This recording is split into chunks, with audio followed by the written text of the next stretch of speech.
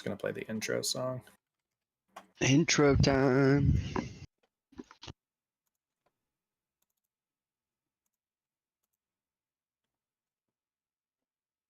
I think it's I think so.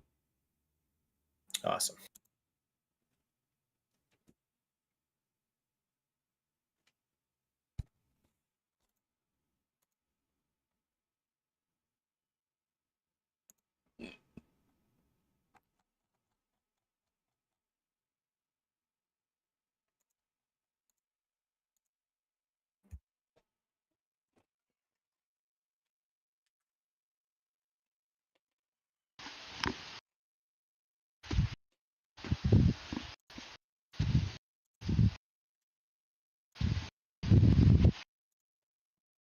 I forgot.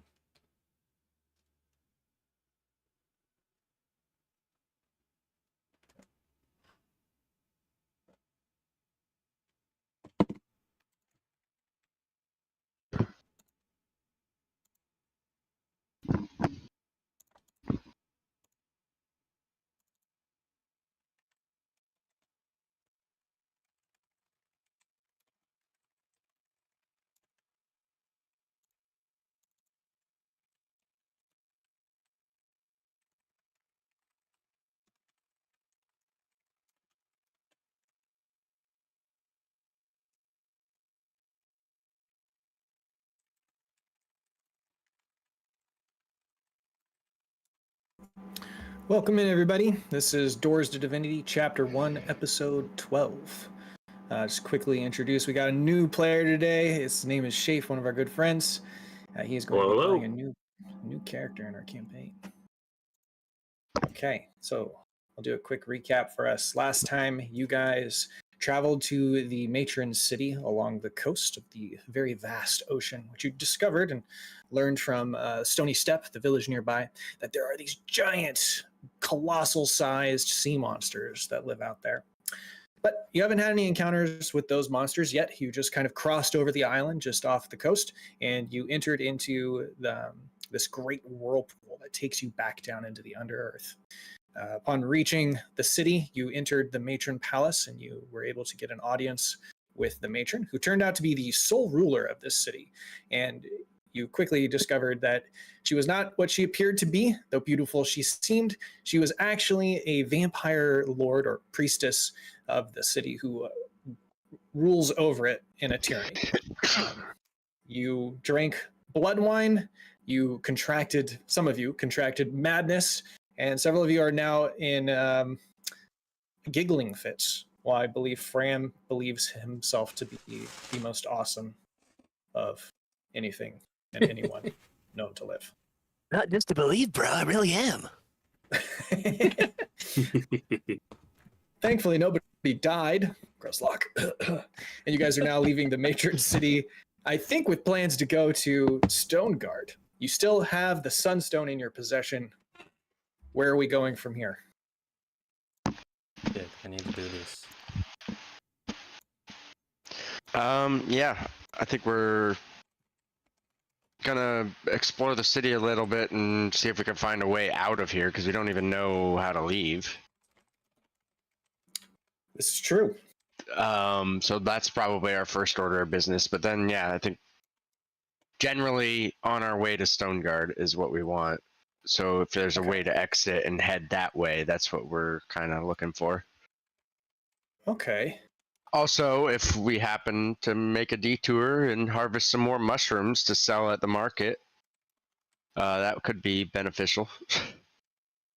Okay. Well, as you leave the matron palace, I'd like, let's see, the four of you to go ahead and roll a perception check to see what's going on in the city around you.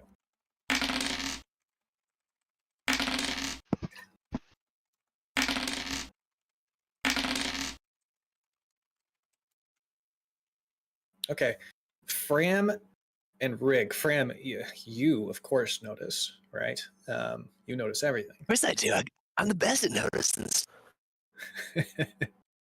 Dongon kind of he like looks over, he sees you perk up.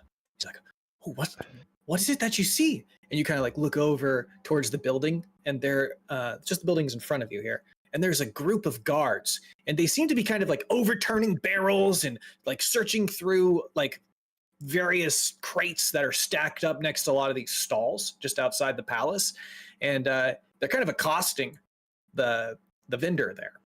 They're demanding, "Have you seen this woman?" And they're showing a picture of her. Okay. So Fran pulls out a picture of Punk. Have you seen this deity, bros? Forget the woman. Have you let Punk into your heart? The drow guards throw up their hands and they say, "You need to step aside. We have not the time to deal with your foreign affairs. Go on." He dismisses you. Wait, are we still at that city? You're in the city still. Oh, okay. With that perception check, you do notice that it's a middle-aged drow woman. That's getting accosted. No, that's sorry. That is on the poster, like that they're looking for. Oh. Yeah. Who's getting accosted? The vendor at the stall, and they quickly move on to the next vendor. They start searching through like behind the tent. They're searching down the alleys. They're quickly moving down the street and out of the way. I'm curious. I'm gonna go up to them and ask them. Who is this woman you're looking for, and why are you looking for her? She is wanted by the Queen. For what? That is not your concern. Move aside. Well, it could possibly aid in looking out for her. Like if she's wanted for piracy and I'm on the high seas, I'll be on more of a lookout. But if she's wanted for, mugging people in an alleyway, I'll be more on the lookout in an alleyway. It helps to know. Very well. Take this. And he hands you the poster. Does it say anything besides just a portrait of her? Yeah, it just says Marge. Marge? Wanted for the theft of shrooms. Wait, now, why are her eyes glowing so much? That is because she's taken the shrooms. How come none of the matrons' eyes glow? Yeah, can I have some that shroom? Looks nice. I want the glowing eye. You would know that they do tend to glow. They do. Okay. Is especially bright, and in an unsettling way, it does look slightly different than normal. Do any of our party's eyes glow from the shrooms they've eaten, or is it too low level? It's too low a level, and nothing quite this vibrant. Okay.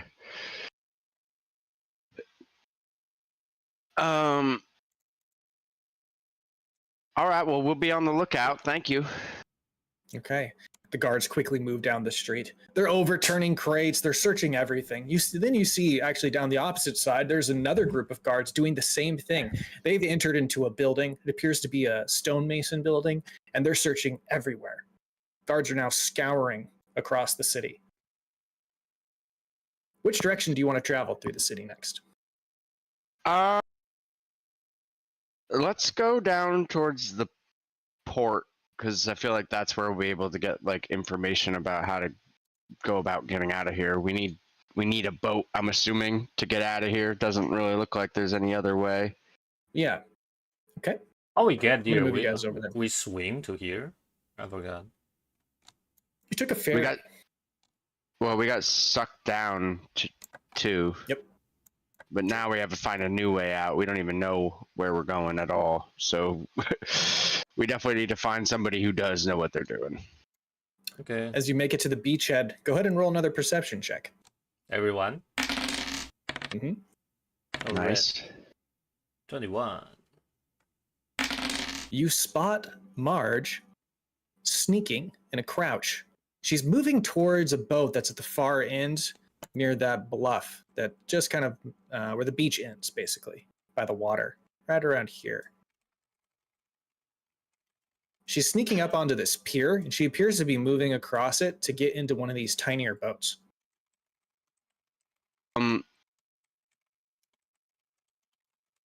What does her picture look? Is there any parts of the picture that are like different than her actual look? Are there any parts of the picture that looks different than her look? As far as I know, that's what she looks like. Well, the picture doesn't show the giant lizard tail, but aside from that, joking. I'm gonna just kind of where is she? Over here? Yeah. Where are we? Oh, we are You here. guys are moving along the beach. Yeah, there are no guards out here. Wait, They're what still about scouring the city? Kibo and Kibble and Dongon are with you. Oh, okay. Yeah, they're all there. I'm gonna. How did you guys? Yeah, I'm gonna just be like, guys, follow me. Let's see what this woman's up to. She might know a way out. I'm gonna approach her from behind and like just hold up the wanted picture and be like, I say they did a pretty good likeness of you here, actually. What? No, that's not me. Who are you? Get away from me. I don't know you. I'm a very powerful person. You don't want to mess with me. Kind of backs up a little bit, puts her hands up, a little defensive. A little spooked that 6 people just rolled up behind her as she's trying to sneak into a boat. Roll perception for the 4 main characters. Perception. And Marge, roll stealth.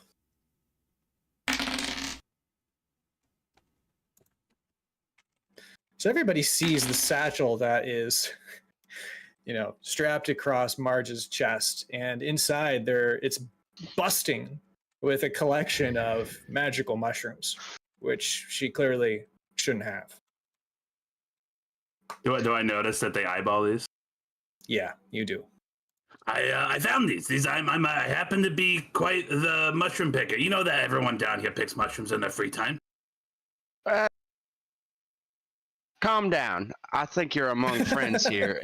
And I show her like my pouch that's absolutely also bursting with mushrooms. Friends don't exist down here in the Underdark. I have like over 20 mushrooms. I have 13 blue buffalo caps, 2 tamp caps, 1 Samu cap, and 3 of the caps that we don't know what they're called yet. So I have a good amount to show. Marge, upon seeing that, gets visibly flushed. Like, you need to put those away right now. You have no idea how much danger you're in. Do you want to die?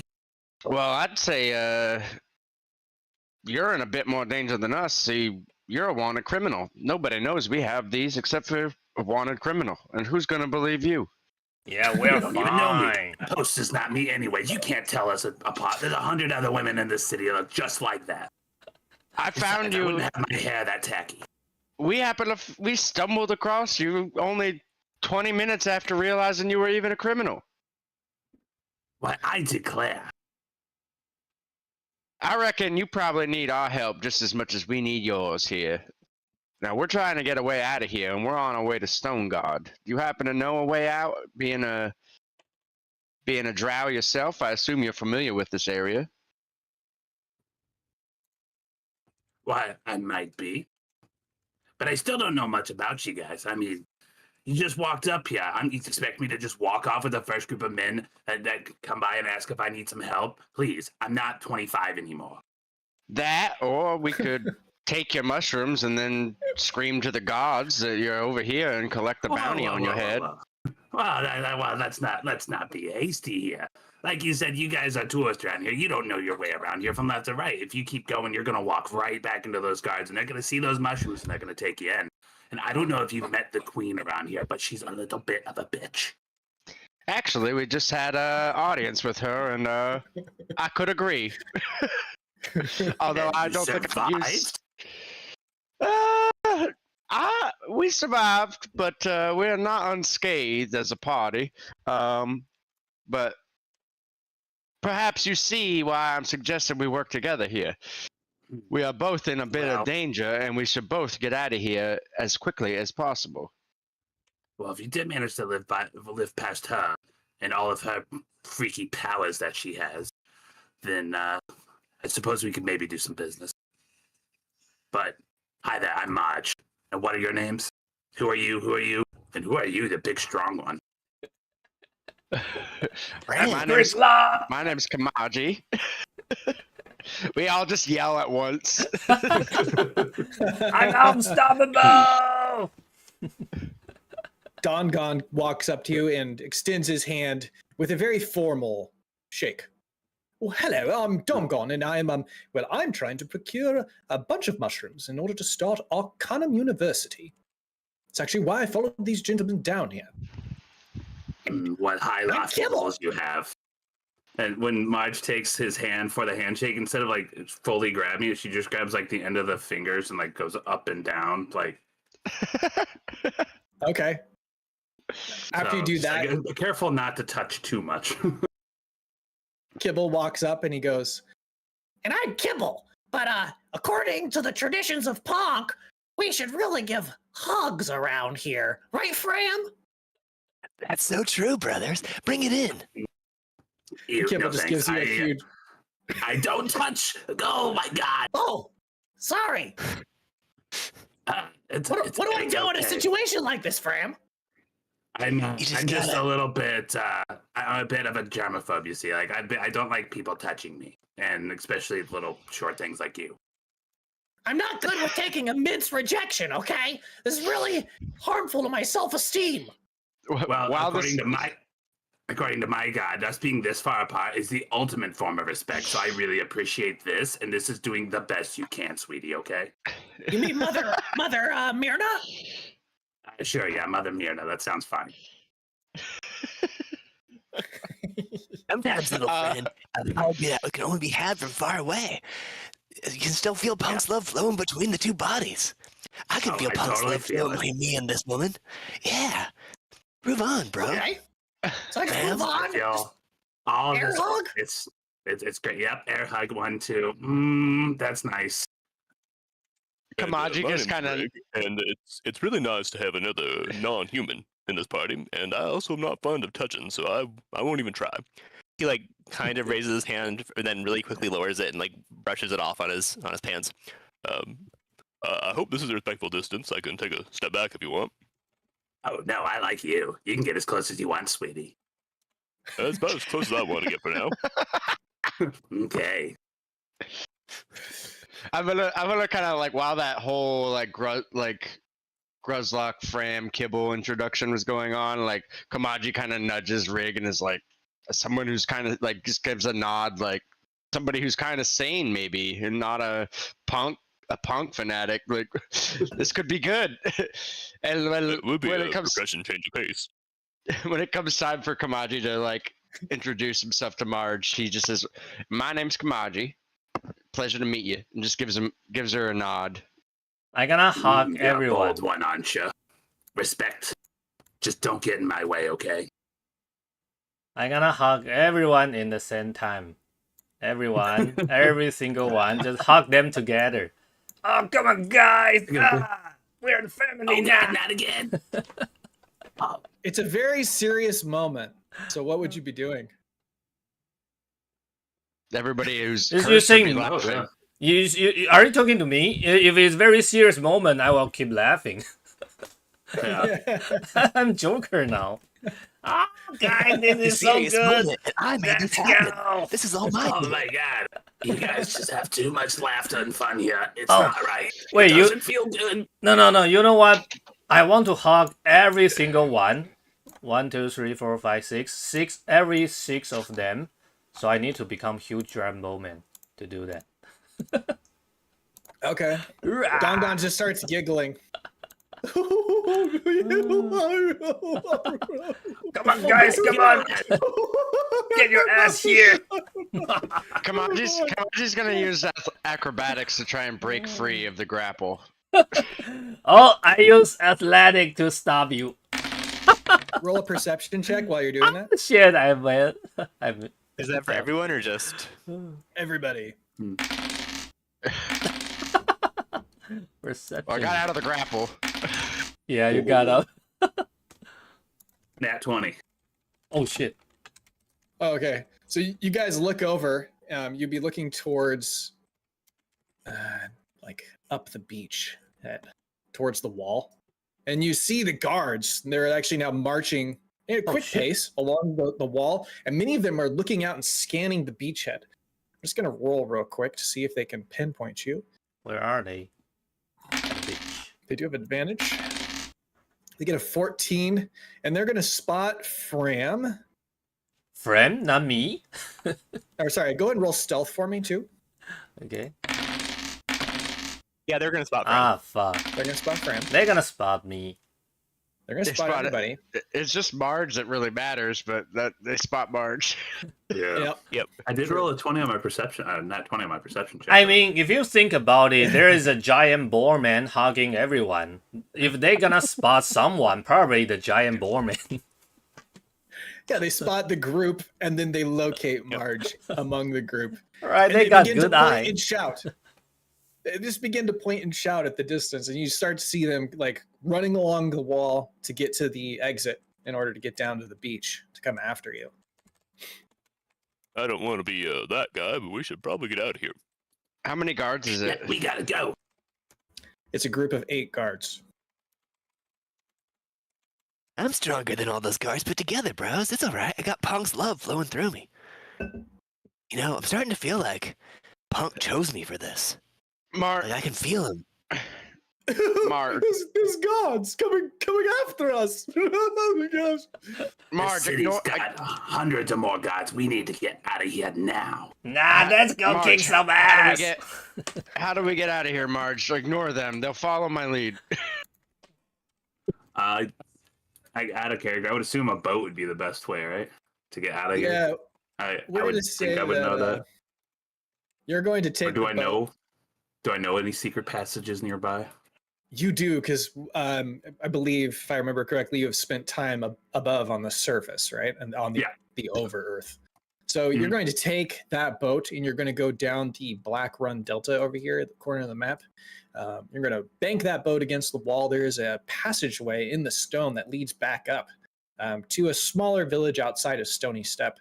It's more like just like a couple houses. It's a place that you have spent significant time at before. Come on, guys. Yeah, we're gonna go ahead and just take one of these here friendly fishing vessels and head down this river. I know a place we can go. Luckily, we're pretty much all trained sailors, so this should be fine. Where are we? I mean, we all grew up in a fishing village. Oh yeah. So you're going to go ahead and let's see. Although we're not accustomed to bigger vessels, so it could be difficult with like a larger vessel. But for smaller boats, we should be pretty comfortable. Let's go ahead and roll athletics or acrobatics in order to do your ship checks.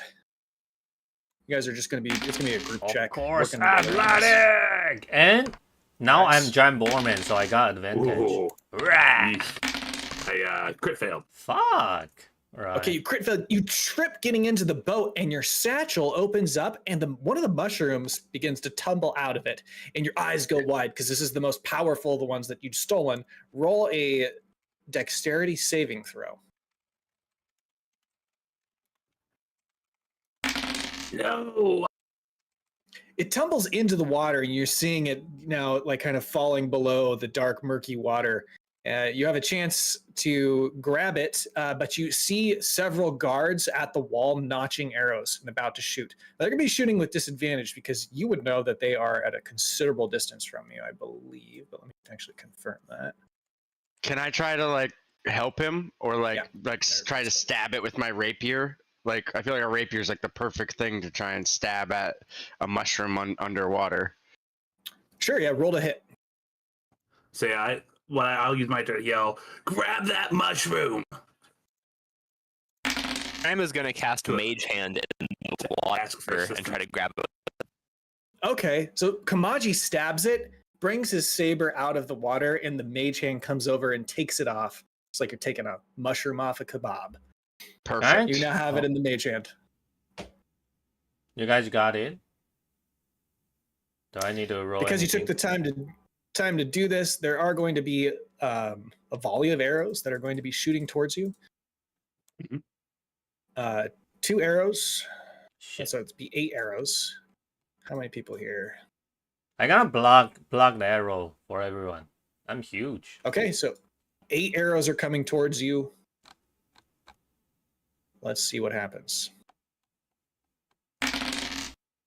Okay, so one's going to hit. Only one of the arrows hits. It would also be disadvantaged, but I can't roll it. So. Oh my I god. feel like it would be better as just like a dex saving throw, right? Yeah, Like wait, what? dodging a volley Why is of this? arrows. Is it? Yeah, Yeah, that's true. That's true. Why don't you do a dex saving throw? That's a good suggestion. I'm also not sure that he can really block arrows from all of us. Yeah. Probably 2 of us, maybe. Dex saving I'm assuming throw. I'm 16. still, since I fell down, I'm assuming I'm still like laying on the deck prone, right? Like, Yeah, you're about to get up. You know, you're kind of. yeah. We should probably all just roll it. It's a volley of arrows. Sure. It's, Let's do it. I don't think he's going I'll to be say able to that it- shield us. I'll tell you what. Nat He'll 20 per block. rig. He'll block Kibble and Donka. Nice, That'll make it okay. simpler for you. I can accept that. They don't hit you, Gruzlock, but you save Kibble and Dongon from having to roll Nice. for 2. We'll say 3 arrows. So that's going to leave 5 left. And then we'll go to Kamaji. You dodge the arrow. Rig, you're going to dodge 2. And then Fram and Marge are both going to get hit with 1. Ugh. Let's see. It's a D8 for a longbow, right? Mm-hmm. Yeah. So Fram, you're going to take 8 piercing damage, and Marge, you're going to take 2 piercing damage. Those are usually plus their dex. That's true. So it'll be 11 total. Okay. Now you guys have the opportunity to get on that boat. You have the mushrooms intact. You hop onto the fishing vessel. It's large enough. We're going to actually take this one right down here. It's a little bit bigger. And you guys are going to be able to get away. As the boat sails off, you get out of reach of the longbows, and you guys are going to make it down to this passage. As promised, Marge does deliver. There is a passageway leading back to the Over-Earth, and you're going to make it back to Stony Step within about 6 hours. Nice. Yeah. Well, now we have a boat. Might as well just sail this bitch right to Stoneguard, right? I guess I should say you make it back to the island, and then you'll take a day to travel back to Stony Step, because I think we did travel by ferry, right? Yeah, but what if we don't want to go back to Stony Step? Yeah, then you just leave. Yeah, let's just sail close to the coast and like right up to Stony Step, or to Stoneguard rather. Okay. Oh, yeah, Well, the that's river right. doesn't. We were just going to ask her to help us, and then since she won't, I don't think we go back or help, And the river help our doesn't- sisters. Right, and the river doesn't flow up to the Over-Earth is the problem. You take like a mushroom path up to the top, but these are not magical mushrooms. They're just like a ladder of special conchs that grow along the earthen wall. Oh wait, so we don't have the ship anymore. You don't have the ship. You just take it to a passageway that you take to go back to the Over-Earth. Yeah, that makes sense. Yeah, we wouldn't. It'd be hard to get a ship up. Right, it would. Yeah. On the point Okay. of one of my mushrooms that fell out of the most powerful mushroom that was grabbed by the mage hand, was that returned to me? Yeah, It was, and I'm gonna go- Kamaji would definitely return Well, it. He wouldn't take it. The mage hand was Fram's. I think it might be safer if I hold on to this, bros. I'm probably the smartest, most capable one of all of us. Donovan starts giggling again. Wait, Come what? on, I He's really just gonna- appreciate it if I could get that back. You don't know what horrible things I had to do for those mushrooms. I do really appreciate you grabbing it for me, but you don't know the power that you're holding there. Kamaji also just Whatever goes, the power is, it Fram. can't be as good as the power of Punk, bro. Fram, you've been cursed by a evil vampire lady. You need to give that mushroom back. I need that mushroom to stop her. Stop the vampire I think lady. Out of control. Fram, give our new friend their mushroom back, please. I look at the mushroom and I think about it. Like I open my mouth like I'm almost going to eat it. You can roll a If wisdom you're saving about throw. I'm gonna use charm. Where do I have it? I think you would know about it though, but still, I'll definitely try to use it. Let's roll the wisdom saving throw first to see whether or not you can resist the urge to consume it. And then if you can't, we'll let Shafe do his choice of. All right. Just a lesser charm. You cannot resist it. So what do you want to do, Shafe? Holy shit. Try to March. I'm going to do use a lesser charm, which they have to perform a minor favor for me. It's just a level 1 lesser charm spell, you know, but it's a wisdom saving throw. Okay. Alright. So Eric, you're gonna. I mean, oh gosh, keep calling by your names. And Oh, by the way, Fram, you're gonna roll this with advantage because you have madness. 15. I probably won't trying to help because I'm it's like a Joker hit now. DC of 14, so I guess you would have resisted that then. The madness is too much. You really do believe that you're entitled to this. Hey. Can I physically step in to like just snatch it out of his hand with a sleight of hand check? Yeah, you and Rig is also Gozlok gonna can- step in as well. All three, I guess. Okay. I gonna Each try stabbing. one thing. I gonna stabbing too, but just I want to eat the mushroom too. You're gonna stab him? No. Wait, what? No, stabbing, not stabbing. Say, What are you Margin not doing? physically try to take it No, out. no, but no, charm spell would be as close as an attempt that And Rig's just gonna try to slap it out of his hand. Remember, He's trying a different I'm approach. Joker now. Let's do it one at a time. Let's go Okay. Kamaji first, Okay. and then we'll go Rig, and then we'll go Grezlock. Kamaji, okay, sleight of hand. Fram, you're going to have to roll a sleight of hand as well. It fails. Kamaji is able to snatch it from you. I immediately just give it back to Marge. Okay. Can I try to grab the mushroom? And I'm just like, look at Fram, and I'm just like, now what in the heck? What has gotten into everybody? This is just, this is. What's the I big just- deal? I just keep shaking my head. I don't even speechless, and I just look at Rig like, help! Like, what's going on right now? We gotta drive him crazy. was the mushroom returned then? Or was there Yes. another parlay? It was returned. Not I was under my thanking you so watch! much, I had no Oh, idea. net 20! I rolled a net 20 at leg. I tried to grab the mushroom. Oh, no. Okay, so you're trying to take it from Kamaji before he can hand it over back to Or like Marge. mid So- transfer Yeah. So I need Kamaji to roll another sleight of hand check. Oh my god. Oh my god. Oh my god. Wow, my It's net high, but 20 it's for not against my enough. teammate. What the hell? Gruzlock just grabs your forearm and he just takes it out with his other hand. And then what? Do you want to eat it? You know what? Actually, let's make like a You can do a intelligence wisdom saving. saving. Oh, wisdom saving throw. Okay. A wisdom saving throw. Yeah. Okay. I said, once again, Oh. I would try to use another lesser charm on Grezlock then, given the just saying. opportunity. Okay. Go ahead and. It's just a cantrip, so Wait. So Well, this. let's see, because this is each person gets to go once. okay. So this is like happening with a span of 6 seconds. The only person Yep. that hasn't gone yet would be Rig. Yeah, and Rig was gonna try to knock it out of M's hand, but now that Mhm. it's changed, he's not. But so It's like hot so he's potato. so yeah so much now it's in Kamaji's hand, which is in Grezlock's hand.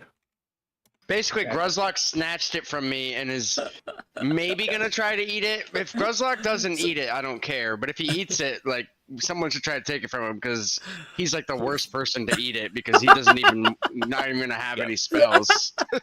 He wants to eat it. Well, With if the I 12, eat yeah. it, I got glowing eye, right? I don't need spell. I just yeah. need my eye glowing. So Rig, what do you want to do? Grezlock, Grezlock, yeah. Listen closely. I need you to hand that over. It's not going to do you any good, but it might help me out. You want this? Are you? You want this? Ooh, that's good because you're appealing to somebody that's like in the party. Like, whereas like Marge is new and he took it from Marge. Like, I feel like Oh. that's good. You're appealing to Gruzlock's inner loyalty. Yeah, the problem is if it's a normal Gridlock don't even won't even do this. But now I'm Joker. Now I'm madness. It's not that you like want to like eat shit or anything. You just find serious situations funny. Yeah. So shit. Hilarious. So Reg What is takes Reg? his pouch and Reg takes his pouch and opens it. Rozlok, now, I bet you can't throw that mushroom into this pouch. Double dog dare you to toss it over. I don't think you can do it. I don't think you got it in you. Oh, that's smart. Okay. Do I need to make any like wisdom saving throw or intelligence saving throw? Yeah, it's going to be a contested check. It sounds like it's not really persuasion. It's kind of an type of intimidation almost. I think it would fall under that. I'm just challenging him. I'm just saying you can't do it. Challenging. Yeah. You need. Oh, you cut out. So I think that's the thing. I cut out. Oh, I'm just saying I don't think you can pull this off. So like, what were you thinking to roll in? I don't know. I'm equally bad at all the things that it would be. Persuasion, I guess. Well, how about I make an intelligence saving throw to see if he can trick me? If I fail, he trick me. That's probably the best. I like that. He's gonna like, it'd be more wisdom. It'd probably be more wisdom than intelligence. Okay. I think you got to roll persuasion or intimidation though, Rig. Oh fuck! I'm gonna use my luck. I'm gonna use luck. What? Another Oh my god! Performance. This is happening. Okay. Holy shit! So, Oh gosh. I guess roll because maybe you get a nat 1 as well. But roll wisdom saving throw. Okay. Or sorry. Not Yes, one. It's gonna be but terrible. it's- He's gonna eat our most valuable I can't help resource. you anymore. So Fram is going to use the cutting words. Because Fran So hasn't I get to roll a right? d6 and subtract.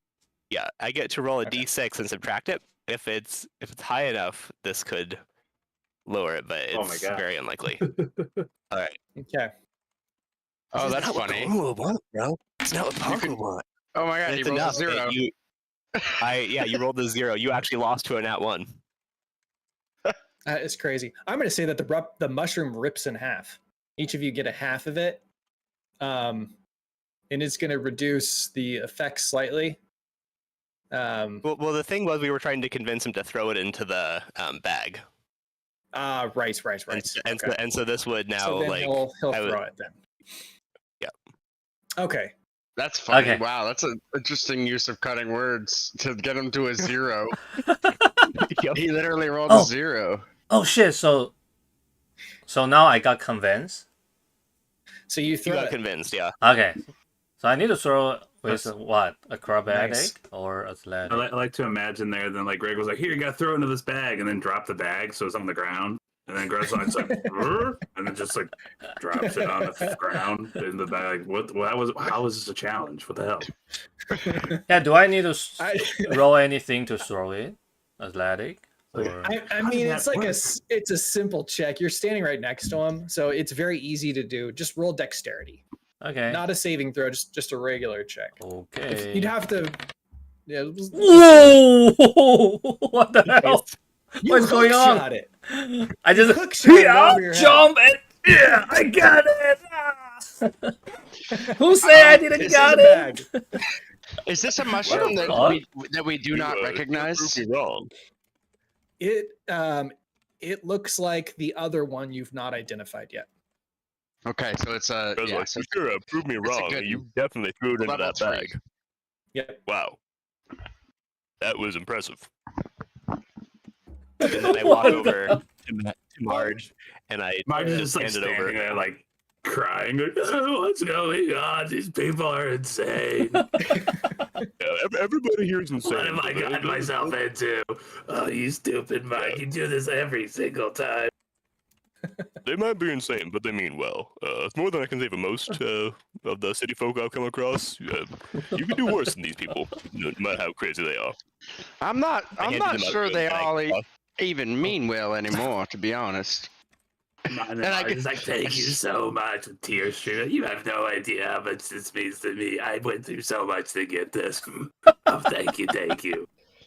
Oh my In my experience, the safest place for that mushroom is in your stomach, and you should eat it right now. Yeah, if you don't But eat I don't it, know what's gonna happen. We I mean, have for done all some I know, this thing's gonna kill experimentation. me. No, you'll be safe. We already have eaten. Like it. Yeah, exactly. So you're handing the bag over for him? Just the mushroom. It's Rig's bag. He just returned the mushroom to Marge because he's not insane. Okay. Oh, Rig, right. Okay, so since Rig's returning it, do you want to eat it? Oh gosh, I don't know if I should. They're trying to convince you. Yeah, I would. I eat it. I'm fine. It's really up to you. It's your mushroom. But when I had mine, it unlocked some powers. Yeah, just eat it, or I won't eat it. I want glowing eyes. No, like when Grezlock says, "When I eat it," Marge goes, "Oh," shoves the whole thing just right in her mouth, which is too big of a just a small petite drow. It's tough to eat all that in one go. I'm assuming it's a pretty good sized mushroom. Yeah, and if it's okay, I'm going to say that you've had like a very like a less powerful species, but you just haven't had this powerful of one yet. So when you consume this, you have heard personally that these are called con death caps. It's just a short name for the mushroom. They're supposed to be have a higher mutation chance. I believe this is information that you would know. And according to your sources, mutation chances affect the genetics of your physiology and could lead to children of yours or offspring having magical abilities just inherited. So that was like basically everything we thought confirmed for sure. Yes. What was the name of those again? These ones? Con death caps. CON-death and then caps. I'll put them in the Discord later. I got it for you. So go ahead and roll a D100 to see if this affects your genetics. How do I? Oh, actually, I found out.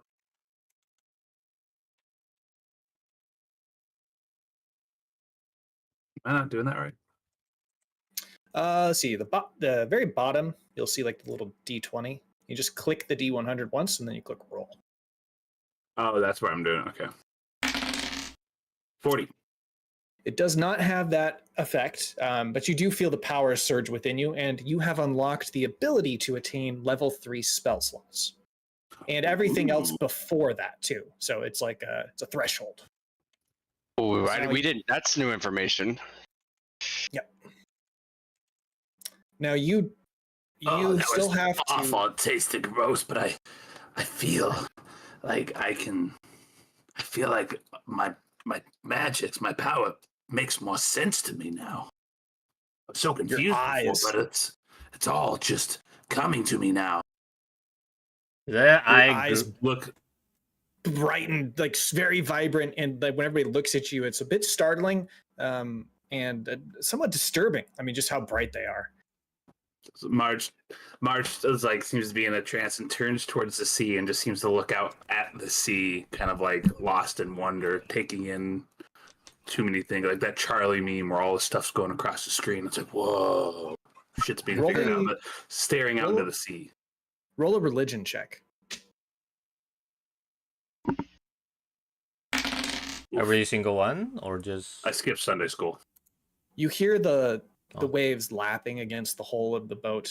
You could smell the fresh salt, but you don't hear the voice of your deity. Your deity is what we call lesser deity. It is under the umbrella of Mother Myrna, but it is a new deity for this campaign.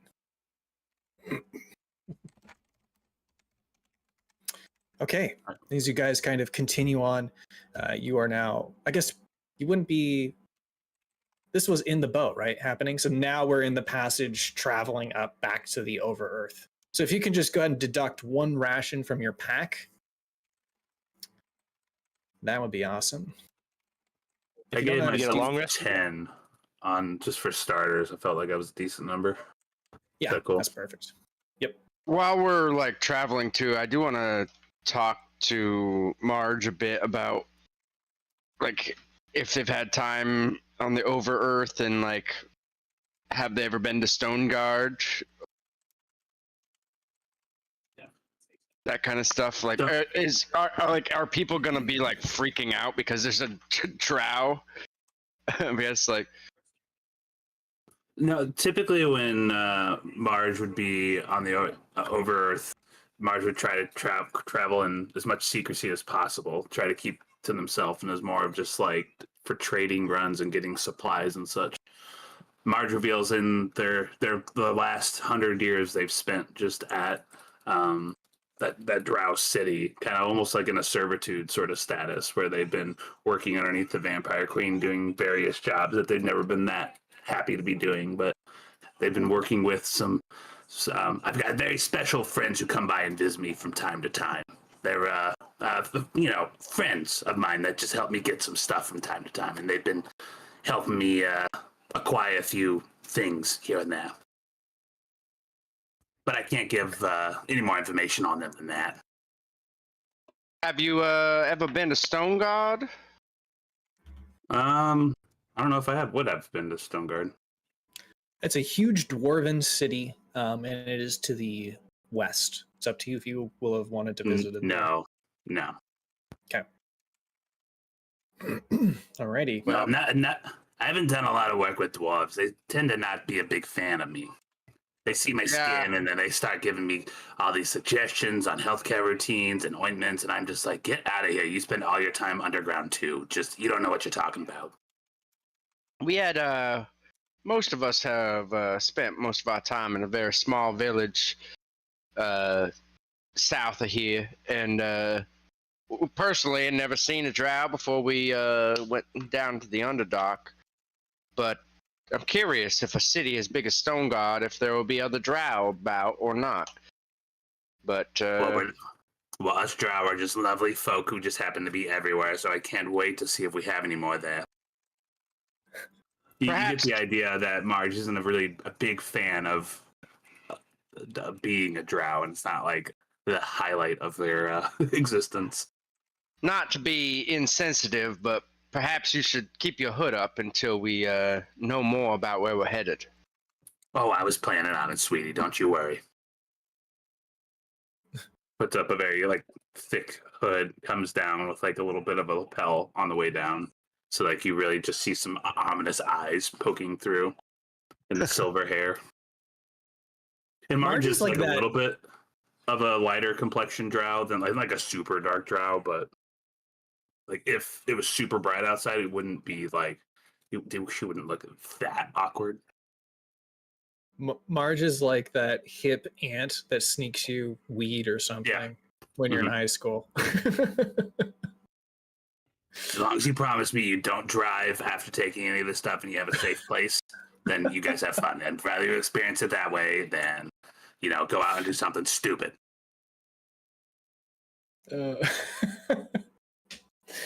Okay, so you guys have made it back to the Over-Earth.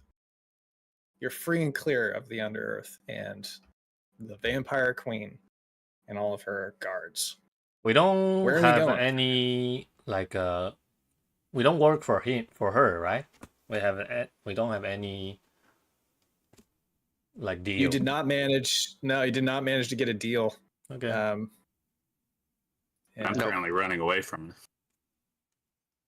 Yeah, we're just on our way to Stone Guard to deal with Sunstone stuff and the madness. Get Dawn and get Dawn gone there for the Arcanum University, and also maybe try and sell some mushrooms. I will say that the Vampire Queen was not a big fan of Gruzlock diplomacy. No, we know that. We definitely know that. But I'm a big fan. Okay. Here is our map, our world map. Wait, are we going to Stone Guard? Can we so are we just give up helping the Dongar? The Dongon? Rivers Crossing? Yeah.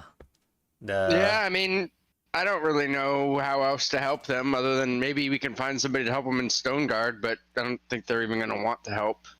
Yeah, we can. But we don't really have any. What are we gonna do? It's like an army. we're a bunch of level 4 adventurers. We can't do shit. The one thing we tried backfired. Yeah. Now everyone besides 2 of us are insane. Yep.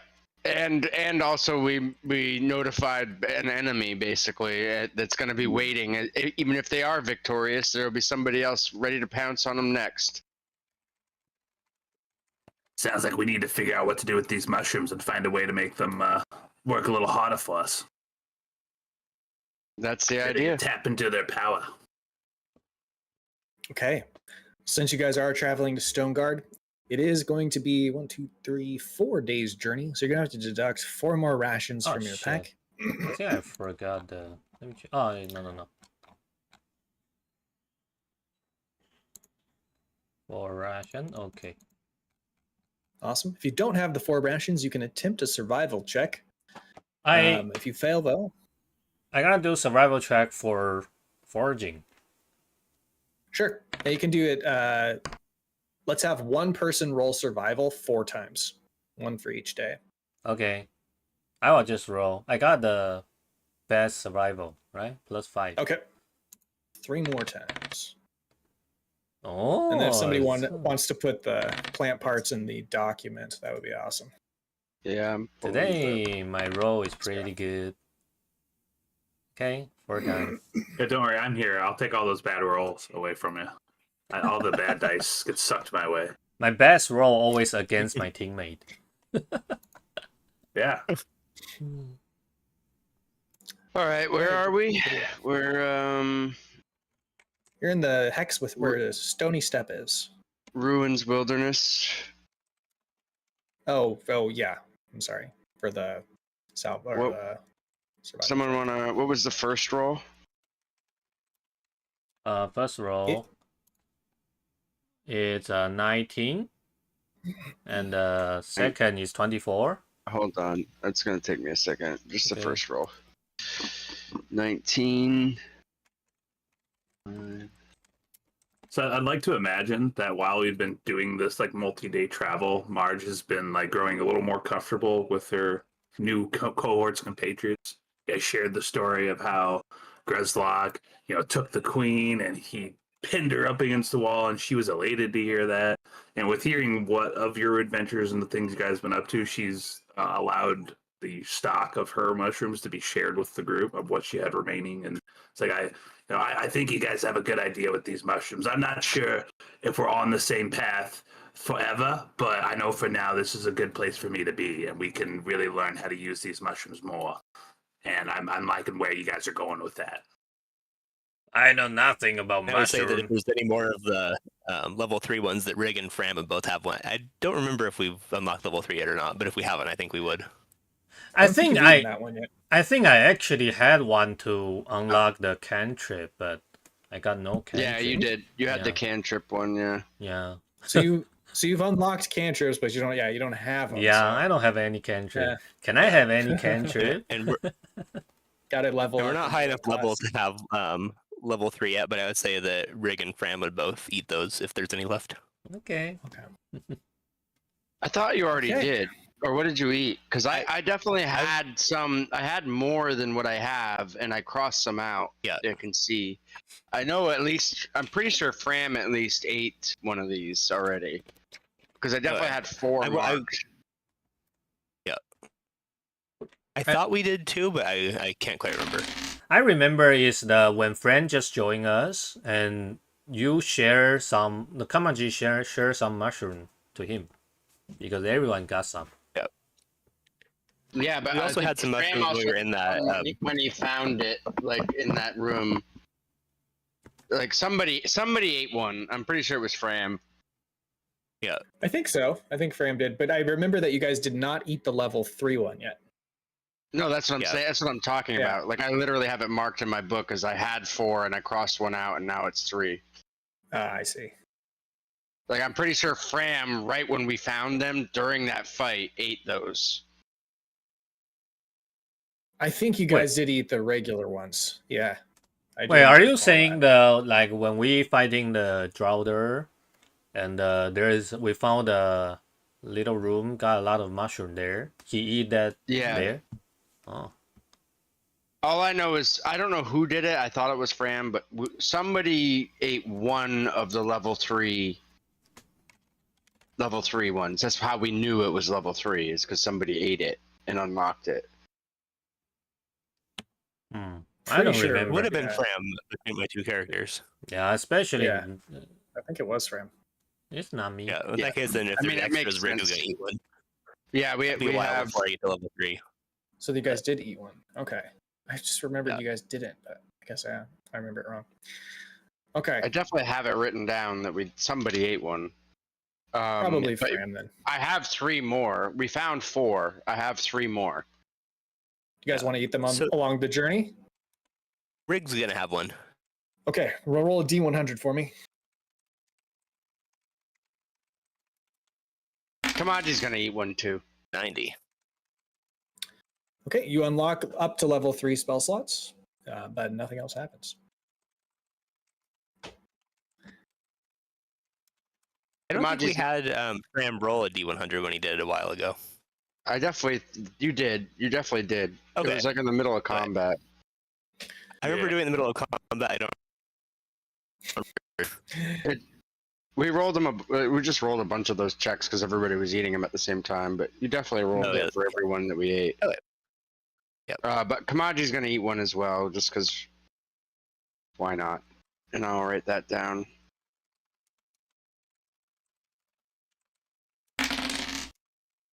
Okay. You've unlocked level 3 spell slots. Or up to. All right. We only have 1 of those left. 1 Samu cap, 2 Tamp caps, and 13 Buffalo caps. Okay. And you guys are going to go ahead and make it to the edge of Stoneguard's territory, which is right over here. Hey, thank you for the follow. All right. So, some interesting things here I want to talk about. I'm going to go ahead and show you guys Stoneguard. Stoneguard is a way larger city than you Wow. realize. Holy shit. When you get here, you're traveling along a road. Whoopsies. Oh, we're massive. Wow, we are giant. What is this? I mean, I know they're dwarves, but good lord. It'll be super blurry, but I will zoom in a little bit more for you. Okay. I'll just make it, yeah, it's way too blurry. So I'll just make it like this. And I'm just going to put you guys here. This is kind of where your party is. You're coming in from... We still look super huge. Wait. Okay. this road here. Well, it is a city for dwarves, so we probably wouldn't fit in too well here. do Wait, it where are down we? here. We're gone. Oh, we're down here? Down, yeah, down here. Okay, Change my okay, mind. okay. Now, as you're walking through the farmland, you notice a brigade of outlanders. They're coming towards you. They are taking no violent action against any of the farmers or anybody else, but they are here. What would you like to do? Just hear Rig growl. They just keep marching down the street. You know, they're leaving like a huge dusty trail behind them. Farmers are just Wait. out there in their fields tilling the land. Oh, It's it's like like it's like a trouble's normal coming, sight. guys. Keep your heads on a swivel. Rig, you don't think that this city might be run by outlanders, do you? One reason I never came back. So Marge scooches a little bit to the left and like tries to get behind Gruzlock a bit more. Using Okay. the giant, biggest shield I'm available. probably just gonna look at them and laugh and like, hey, check out, guys! It's some stupid outlander. They want ass I kicked. bet you can't kill them all, Gruzlock. But you can't go attack them. Are you saying that go, as you don't- pass? Oh, don't egg them on. Yeah, Rig is grumbling under his breath as they're walking by. He's very mad. How? Dongon and Kibble are laughing hysterically. They're keeling over in the streets. The madness is overtaking them. They can't stop giggling. And the guards notice. They see you guys' scowls. And the captain just raises his fist like this. He just says, "Halt!" The column comes to a stop. He turns towards you, the whole group. Is there a problem here? How many people are they? Are they like an army? They're a group? There's about 20 of them and a captain. Do not disrespect the uniform. What? Marge kind of peeps up from the back. Oh, and that's when I said to him, "You keep it." Ha! It wasn't that hilarious, guys. I'm sorry, officer. I was just telling these boys a funny story about earlier when we were traveling through the dead marshes back down the way. You know those dead marshes? Oh, they are such a trip. Did I ever tell you about those? My grandma lives out there. I've heard stories about them. Supposedly a pig man lives out there in the dead marshes. Oh, A he's place I'd be willing to visit. Yeah, he's a giant pig man. He's just a total mess, but he's a little bit of a sweetie. So, anyways, we're doing just fine. You boys have a lovely day. Nothing to see here. We're just here to do some trading. Bye-bye. And he raises his hand and march, and the column continues to take off down the street. I just keep watching them and laugh. Okay. What was that about you guys? You need to get your act together. I can't help. They look too goofy. They are under the spell of some sort of a curse, and they find everything serious very funny. You deal with this all the time? Just hate Outlanders. Now, it's strange to you because when you look back down the street, the column has stopped at the checkpoint into the farmland, and it's manned by dwarves. So at first you thought this is a city run by dwarves. And the Outlanders seem to be having a very casual conversation with the dwarven guards. And after a brief time, they continue to march outside of the farming area. Wait, why Outlander is here? Isn't Outlander is the enemy of the Stone Guard? I forgot. Outlander don't like dwarf, right? Well, our dwarf doesn't like Outlanders. We don't know any other dwarves. We've never met another dwarf. Were kicked out of the city however long ago Rig was born. And he doesn't really know what happened, just that they hate Outlanders because they were forced his parents to flee. I see, okay. Okay. He's growing up just knowing that they're enemies. Rig, I know you're visibly upset here, but I think we should get a handle on the situation before we go ahead and start killing people in the middle of a city like this.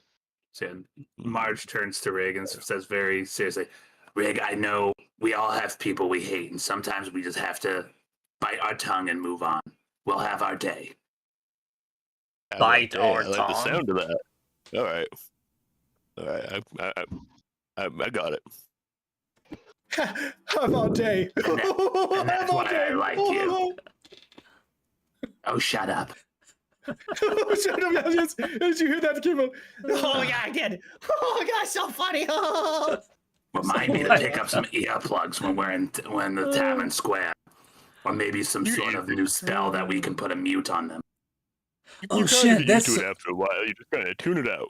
Wait, that's actually so smart. You can silence us, and we just keep laughing, but there's no sound.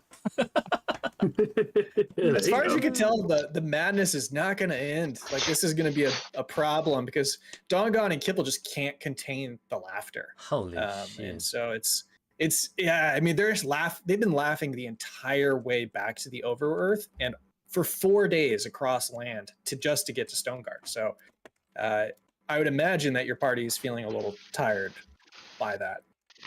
I Yeah, think I just absolutely. figured something out. They say that someday Punk's son, Fieri's gonna take human form. I think I might be Punk's son. I think I might be Punk incarnate, bros. I mean, all the signs were there. That guy who said he was my dad, who threw breadcrumbs at my head when I didn't get enough money begging on the streets, that wasn't my dad, bros. Punk's my dad. That's why I follow Punk. I'm the son of Punk.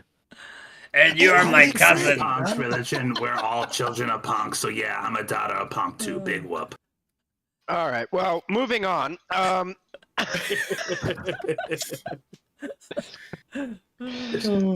Maybe we should find somebody in this city who actually knows what's going on and is willing to help us. Before you do that, I know everything, bros. The disciples are like, the look on their faces, it's like a revelation has opened up to them that you are, what did you say, the incarnation of Punk or Veer? The incarnation of Punk. The incarnation of Punk. Well, who is talking to us? My God. So the disciples, there's the old woman who's left and the the young boy. Oh yeah, there's old man die. The old man died in the entry into the underearth. So these two people, they immediately drop to their knees and they bow their heads to just out of honor to you, the incarnation of Punk. Oh, you followers, I am he, bros.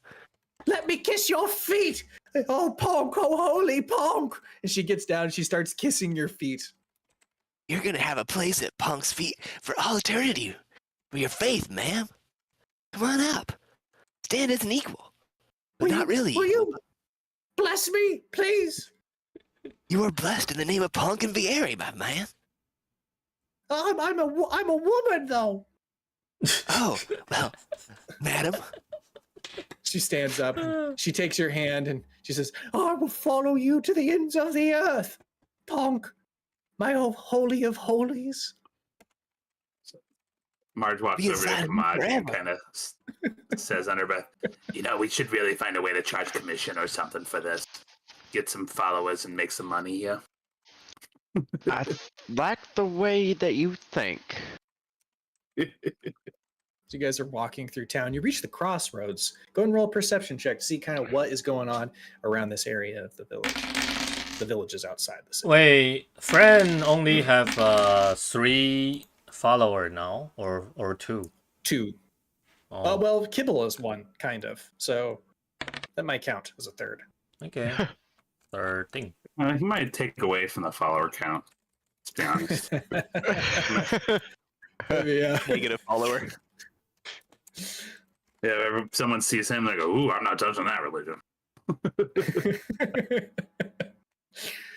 Okay, so you guys just see people are going around. They're hauling a lot of their crops, in big bags on wagons and carts. There are some people doing some trading, but they're mostly organizing food into various stockpiles and whatnot. Are we still? Are we inside the city now? You're in the sort of the outside of the city walls, okay, in the villages, the farming areas. So you guys are going to continue on. Most of these people are dwarves, by the way, that are living out here in these shacks. And you make it here to the main road. You guys are going to turn left and you see the 2 towers where the 2 large gates have been opened and people are flowing in and out of the city. Now, interestingly enough, the guards at the 2 towers are Outlander guards, or humans to you, but they do have what you would appear to be Outlander outfits. And the people coming in and out who are merchants and artisans are dwarves. Have I seen another drow anywhere? No. Marge cinches up her hood a little bit more and kind of scrunches down a bit to not be as tall. Just, even for a drow, Marge is pretty tall, 5'11", so tries to make it a little less noticeable. So you're saying that... sorry. Stealth with advantage. Mm-hmm. So the guard is Outlander, and the people go in and out to the city is dwarf. Yep. Okay. Okay. Nobody is noticing you. You're very well covered. You've got maybe gloves on even, so no one's really noticing the different skin color, or your bright eyes are kind of concealed behind the hood that you're wearing. I'm trying to stay pretty close behind Grezlock as well. Okay. Use the Grezlock as my meat shield. You sure that's a good idea? Usually Grezlock always the first one die in the adventure. I like that. No, I think you'll be fine. You're my big hunk of meat. All right. Okay. As you guys near the open gates, most of the people are going through. Every once in a while, one of the Outlander guards stops somebody to check the merchandise that they're bringing into the city. Typically, it's been large wagons that have been covered, and you can't really see what product they're moving. As you guys approach, I just need you to roll a performance check, and I'm having a performance because I want to see like you're cool. Like, are you keeping it calm and collected? And I want to kind of. I don't think I'm able to do that. I mean, I'm Rig, trolling. You're chilling. Okay. Well, I would say, Rig, you're especially nervous because you're realizing that the authority here is not in the hands of the dwarves, at least right now. It appears that most of the dwarves are doing a lot of the labor and living in poverty outside the city walls. You haven't seen inside yet, so you're not sure, but it's not looking the way you'd prefer it to look. I don't know why I expected to be any different. This is exactly what my papa told me. Well, I would see when I come back to Stoneguard. Keep cool, Rick. Keep it cool. It's been. Are you saying Rig looks different compared to the dwarf here? No, he looks the same. I'm just saying that he'd maybe hoped. I don't know what Rig hopes, but the politics here are not ideal. The people running the city appear to be the Outlanders or the humans, not the dwarves. The dwarves are the ones that are doing the labor and all the farming and everything outside the city walls. Even though Stoneguard was founded by the dwarves. And Rogue rolled a nat 1, and I'm not going to use luck because that is just so true to his character that he is barely holding his anger together. So he's like visibly seething as he's walking through. The guards notice this and they stop your party. Halt! I don't recognize your faces. You from around here? Well, no, Rig and not exactly. We're just passing by and thought we'd come do some business at the markets. Uh-huh. Well, if you're not from around here, then where in all the hells are you from? Why do you care? Small fishing village to the south. Now, be polite, Gruzlock. He steps up, he postures towards you, and he says, "You got a problem?" I don't know. You got problem? Come Bros, on. I'm from the astral plane. I'm from a whole other plane of existence, bros, but I came to take human form to guide you all to the righteous path of Punk. Follow me and cast away your sins, bros. He points towards Fram, he says, "Shut up!" And he turns back toward the other guards and he says, "I think we got a problem over here. Come here, boys." And the guards start to step up and they start to surround you. Go ahead and empty your pockets. I want to see everything you're carrying right now. Every weapon, every coin, right now. Trust me, boys. Trust me. We're just traveling merchants from a small fishing village. I promise our coin is quite good. And I wink and I try to palm 10 gold pieces to him. Roll persuasion with advantage. Wait, you wink to me? To Grizzla? No, not you. Oh, I'm okay. not talking to you. Why are you so rude? I would imagine Gruzlock would be laughing his head off right now, though. I gotta just. The guard kind of nods slowly. Okay. Seems like you're the reasonable one around here. Takes the gold, he pockets it. Keep your friend out of trouble. If I hear about you guys making a mess at one of the taverns in the city, I'm gonna make it my personal duty to beat the living hell out of you. I'll take care of him, officer. I promise. I swear. Come try and find out, pussy. I start pushing Gruzlock away. He punches him in the face. He punched me in the face? You called him a pussy. Okay. Can I dodge it? Or like grapple his He's face? just gonna surprise attack. He's just gonna punch you in the face. Wait, I got danger sense. No deck saving throw. Okay, alright. Well, yeah. Well, I forget danger sense. Can't be surprised. No. It's just I got advantage on the deck saving throw. Oh, I see. It's not a deck saving throw. He's just hitting you. Okay, so I got punched in the face. Yep, I'm gonna go ahead and roll it for just a second. Give me a moment.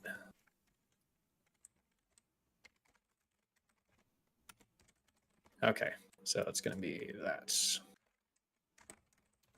He punches you right across your left cheek. This is a +6. A 7. You sort of lean back and the punch goes right through the air and he loses his balance and he misses. What are you doing next? That's why I call you pussy. What is pussy punch? This is not a punch. You guys see that? Mars would just start. Sorry, go ahead. Kibble and Dongon are on the ground on their knees, like laughing hysterically. And the guard is getting angry and he's feeling embarrassed by this encounter, especially because he missed. Things are heating up here. What's that? We should probably roll behind initiative. Huh? Gruzlag and just try pushing him away. Like, oh, sorry about my friend there. He is such a jokester. You should come see him. He's playing at the end of the pier tonight at sundown. And tosses another 5 gold at the disgruntled. Okay. The gold will offset the disadvantage. It's just a flat roll now because the heightened anxieties and the anger. So, persuasion.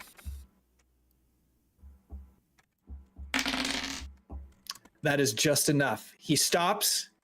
If your friend says another word, I'm taking all of you to jail. Now get the hell out of here. Right away. Here we go. On our way, Gruzlock. Let me tell you about a little story here. You like meat, don't you, Gruzlock? Okay. Meat. Yeah, give me some sausage. Yeah, let's go find you a nice bit kebab. Ooh. Okay, you guys enter into the city. When you enter the city, you notice that there's a lot more humans in here. There's some dwarves, and some of them are dressed a little nicer, but the population distribution is very different and very noticeable. Rig, you're startled. I don't know, or maybe you knew that this was going to happen, but it's uncomfortable. I mean, your people are literally living outside the walls, doing all the work to feed the rich people inside the city walls. Not what I expected is not what I hoped for, but it's what I expected because I've been around long enough not to expect any better from Outlanders. Yeah, I've never had good luck with those Outlanders either. They always give my boys, my friends on the seas a lot of trouble. Yep. It's not easy being a dwarf anywhere, even in stone garb. You think dwarves have it rough? You should try being a drow, sweetie. That's great. I suppose there might be somebody out there who has it worse than me, but don't make it right what they're doing here.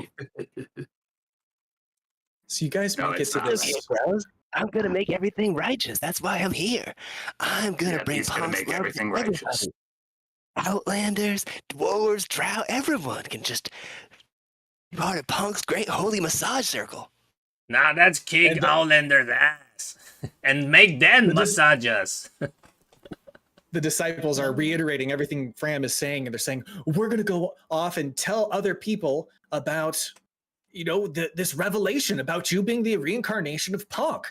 And they start to move off, 2 of them. They go in different directions, and they're looking for the various religious sites in the city. Nice. As you guys enter into the square here, you do see that people are selling a variety of different goods, crafted items, a lot of different artisans here. What about Kibo? Yeah. Are Kibo going to... He's going to stay with you. Okay. Kibble and Dongon will stay. Yeah, how's the reaction to seeing Kibble? Because is he trying to hide himself, or is it just like walking around as a Durgar? He's going to also hide himself for now. Yeah. There are no other Durgar here that you've seen. Not yet. He's also cloaked. I know Marge's first thing that they would do would be honestly to try to see the nearest meat vendor and buy a big old thing of meat for my big meaty meat shield friend here. Yeah, there's a rack of ribs hanging from one of the stalls, and this kind of gruff-looking guy, he's got this big butcher knife in his hand. He's got blood stains all over his apron. He sells it to you if you want it. I don't know how much you want. Whatever would be like 3 times the normal portion for just an average, adult, whatever they would sell as like a dinner portion, like a 3x portion of that. 2 silver pieces for 3 large ribs. These ribs are quite large. These come from giant boar outside of the city. Sometimes they come into the farmland to steal crops. Most of the time they're at a distance. Whatever he tries to sell to her, regardless of how good I know it to be, I tell her that stuff's garbage and that this other stuff is better. Oh, well, I'm sure it is, but I'm not eating it. It's for the big dumb one over here. Oh, cool. Then that'll be just fine then. Those giant boar ribs will actually be just what he would like. I wouldn't waste your money on good meat for that man. I probably can tell the difference. Grzlok here, I got a couple of your cousins here. Enjoy. Thanks for not beating up those guards at the entrance. I really appreciate that. You keep that up, and more of this meat's coming your way. No, nice. Thank you. Gonna eat some, my cousin. Wait, are these raw meat or? No, this is cooked. Oh, nice. Okay. But it doesn't have any sauce on it or anything. It's just it's fine. Just barbecued. It's fine. I don't think Grzlok doesn't give a fuck about sauce. Yeah. Marge isn't putting anything into it. Like literally bought and then handed over, and like my job's done here. Okay, yeah, you guys make your transaction. It's completed, and you guys are moving on. Do you want to do anything else in the marketplace before we move to the center part of the city? No, I gotta just focus on my pork. I want to look. I want to look for any on rations. But... Do I see any like potions or like anything pertaining to the slightly magical or like arcane at all? Maybe down a back alleyway. I'm specifically looking for sketchy shit. I'll be right back. Roll a perception check. And also checking everybody's eyes carefully to see if anybody's eyes glow slightly. Okay. You notice a potion stall. It seems like it has standard potions. Nothing crazy like you're looking for. I'm gonna talk to the vendor then and ask him if somebody were looking for something that they couldn't necessarily find, legally per se. Where might one start to look if one were curious, just for curiosity's sake, Yeah, I'm sorry, I don't sell more interesting types of trinkets and potions. But what you're probably looking for is be something more in line with the Mages Guild in town. Ah, yes. Where might I find that? Well, you'll probably want to go. There's 2. There is one that is run in the. I don't like to call it this, but it's called the Poorer District, and then there's one in the Noble District. I would recommend going to the Noble District. There seems to be lots of fights outside of the one in the Poor District. It draws like a map. Can I do an insight check on this? Also, is this person human or dwarf? They are half-dwarf. Okay. Can I do an insight check on them just to kind of gauge the type of person they are? Sure. I'm guessing because they own a shop within the walls, they're rather well off. Mm-hmm. She seems well off enough to you. All right. So the one you're going to want to go to is going to be across the 2 bridges in that little island to the north. And that's going to be the Noble District. The Poor District is here in this part of the city. She also tells you on the map, just like free information, that a lot of the military buildings are right here on the left side. By the way, it has a separate set of walls. By the way, I want to make a intelligence saving throw to see if I still remember the Wait, what's that old man name? Kasir? Canal. Seer Carnus. Yeah, Seer Carnus vision of the rig. Okay, yeah, roll an intelligence check if you're actively trying to remember it. Okay, 12. You're like, oh yeah, Seer Carnus. He said something about the city, stone, something in the front, or was it the back? Now you can't remember. Okay. So, Rick, I remember I need to stay at your back or front or side. I cannot remember. Just stay with me, okay? Well, I got your back. as long as you're around, you can be one of those things. I mean, those are really the only options, unless you're walking on my head. I don't get any ideas. Sorry, I should have known better than to suggest that. How about you stay on my shoulder? I tried to put him on my shoulder. What if, Rick, you lay on your back and Gruzlock can straddle you while he's on all fours? And that way he will completely encase you against the ground. Yeah, Was something wrong come with on. that meat I bought you? Are you guys feeling okay? I feel like I walked away for 5 seconds. I come back and this craziness is going on. Is everybody okay over here? Let's change the Let me feel your forehead there. No, you're really hot. You need to take a sit down right over there, Gruzlock. Let me go get you a glass of water. And then I kind of quietly say to Kamaji, let's change the subject, because if we don't, I'm going to tell Fram that you want to hear all about how he's really punk. To the Mages Guild we go then, huh? How about that? That sounds like a great idea, Kamaji. You always have the best ideas. Okay, Really so you does. guys move across. When you guys get across the island is it's just like a bunch of houses here, and the people here appear to be very well off. There's a few shops on the island, but nothing. Maybe we of should note check at the out. moment. We should check out the shop. This city is like classic city. It would be. Hold on one second. Ancient classic. It is a middle-aged city. So this is the most advanced city that you've seen. Let's go check out the. I gotta go. Let's go check out the blacksmith. Remember my anchor?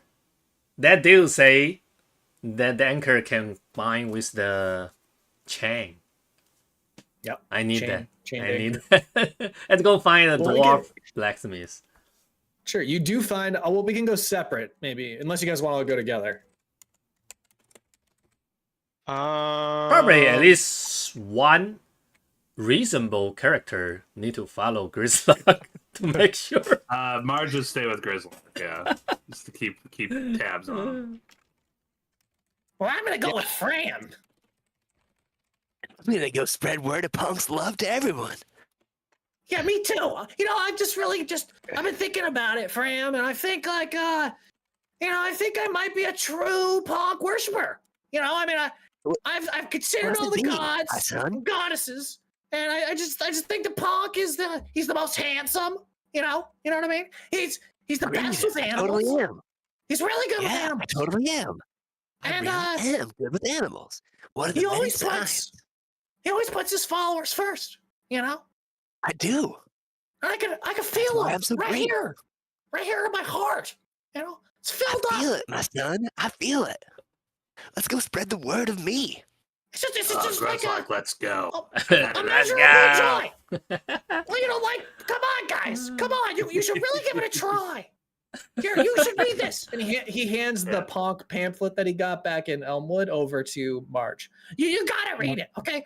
Just read Marge over just it. like Wait, looks down at it as it's handed out, and then literally goes, Gruzlock, let's go, and then turns around and walks away. Yeah, follow the pork lady. Lady, give me pork. I hear the lady. Goodbye. He just turns back to Ponk. He's like, Not everybody wants to live in the truth, you know? Not like us. Someday their eyes will be open, my son. You just I gotta hope keep so. on walking that righteous path. You really do. all we Dongon's can just ask. giggling. And as they're walking, we're like, yeah, keep on walking. So we'll go ahead and go with Gruzlock and Marge first. You guys do come across a blacksmith. Shafe, if you can DM me your email so I can send you a copy of this sheet, that would be dope. And then I will go ahead and tell Gruzlock, everything that you see in the Middle Age is available in this blacksmith shop.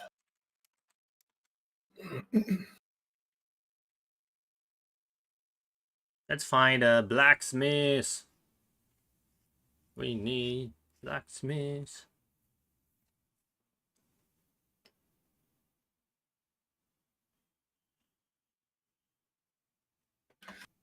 Okay, so you just go to the equipment tab at the bottom, and then you're going to look, the far left will say ancient, classic, middle, industrial, modern, interplanar. We're looking at middle. Shit. Give me a second.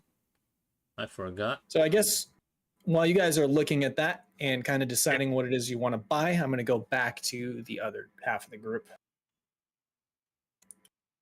Okay. All right, and where are we going? Fram, Kamaji, and the rest of us. Fram wants to go preach the word to Punk. Kamaji's going to the Mages Guild. This Dongon, okay. I assume, is... And I'm probably Rig by default. Yeah, by default, Rig is going to follow the lesser of two evils. Okay. He's going to go with Kamaji, who seems like he's going to be less irritating to be with. Let's go with Fram first. So, Fram, you stumble across, after kind of talking with some people, the Church of Jelena. And outside the church... Go ahead. Have Kibble with them. Kibble with him, okay. Let me go ahead and put Kibble on the map. There we go. You stumble on the Church of Jelena. Outside, there's a large statue of a dwarven deity. And below it says, in honor of Jelena. From what you can tell, Jelena is the deity of smithing. Her plane is the halls of Dug Hollow, which is sort of this mythical place inside of the planet. Supposedly it exists below the Under-Earth, though no one has ever gone that deep into the Under-Earth that anyone is aware of, at least on the Over-Earth. Perhaps people in the Under-Earth would know that. She is also her stone is the diamond, and her symbol is the hammer or forge. So she does have a large hammer in one hand, and there is an anvil at the base of the statue that she seems to be, doing some smithing on. There's another like a great mace there that she's working on the forge. It's a pretty awesome sight. There are people coming in and out of the church. There's a mixture of dwarves and humans, and a different species that you've not seen yet, which are elves. Over-Earth elves. Not so many of them, though. Just a couple. Would Fram... Well, actually, Fram would, because Punk is half-elf. Or no, he's just elf. So he would actually feel very, very much just like Punk. I knew I was on the right path. The people greet you, they're all dressed in, like, robes, or some of them heavy armor. Like, you do notice that they have their own guards here at the church, which is interesting. And they're kind of coming in and out of the place. When you go inside, there is a service that's happening. People seem to have centered themselves around this really large steel anvil at the head of the church. And that is like the altar of worship. And they're all giving thanks right now. They're all praying to Jelena Talos. They seem to be praying for strength, endurance, to be able to withstand the hardships of life. Because Jelena is a very hardy deity. She's someone that represents, armors and shields, things that protect people from physical strikes and blows and all that kind of stuff. They're kind of just hanging out in the back, in the back of the pews, kind of looking towards this giant anvil. Like, what do we do? What do we do? We just gotta watch, bro. Remember, these deities are just one aspect of the mighty Punk. I'm one aspect of Punk. I'm Punk, take human form. But Punk can take any form, any animal, any god. So really, this is all for me. But how? He's trying to whisper, how do we convince a whole church of Jelena worshippers that Punk is a better choice? I mean, look at him. You have little faith. You're right, I do. Bro. It's not going to happen all at once. We're going to do it one person at a time. It's not going to happen overnight. Just like when Punk had to convince the squirrels to join him, he didn't just get all the squirrels at once. It was one squirrel at a time, maybe a raccoon or two, and then before long he had the whole forest. Wait, I got a question. One of my viewers asked if the Kibo is naked because the Punk is a naked god. Kibble is not naked. He's actually dressed in robes, covered, because he wants to hide the fact that he's a Durgar. Oh, okay. Yeah. I will say, though, that he probably at this point would prefer to be naked because he is a worshiper of Punk. But he's withstanding the urge to undress. So what do we do for him? As you guys are like kind of discussing this, you see them come out with this great hammer, okay? And they bring somebody else out, and it's a dwarf. And they start to talk about how this dwarf has disrespected Jelena Talos and is now going to receive the ultimate punishment, which is a strike from the great hammer.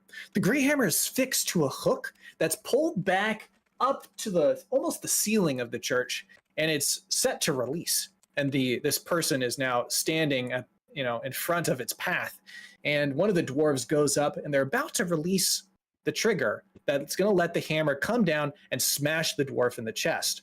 Now, if the dwarf survives, then the dwarf will be forgiven of their sins. And if they don't, then it was proven that they are guilty. Wait, what the fuck? Wait, smash what? A hammer? What? So yeah, Fram sees this and he stands up. Bros, most unrighteous. What is, can you tell me these dwarf sins, bros? Wait. Most outrageous. Wait, what is happening? They smashed dwarf? With what? So somebody has insulted the church or done something to disrespect Jelena, and so they're now being punished. So they've been put to stand in front of the anvil, and a great hammer is attached to a wire to the ceiling, and it's drawn back to the wall, and it's going to be released, and it's going to hit them in the chest. What the and if fuck? they can withstand the blow, then they'll be forgiven. It's like a messed up guillotine meets a whipping meets. That's some high corporal punishment there.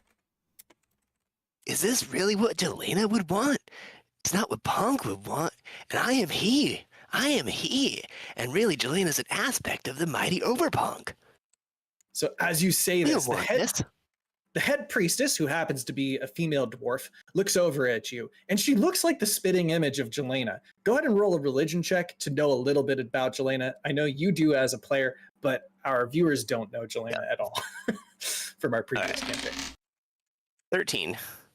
You know that Jelena has a very husky voice. She is very stout. She's very hardy. She takes no bullshit. And this kind of ritual would be a very like Jelena ritual, testing the strength of how strong you are. I will say this though, that the dwarf that's being put to this test is wearing a suit of armor, so they are given that. Okay. All right. And she looks over at you and she says, Who are you to tell us how to run our church?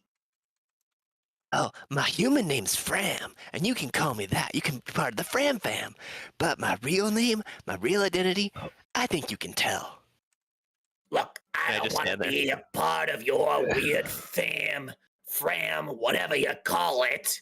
It's none of my business, nor is it any interest to me. Now, this individual has committed serious crimes against the Church of Jelena, and he is gonna pay. Tell me, my bro, Fazef. Tell me, my main woman of the church. What are the crimes of this sinner? I'll tell you what she did.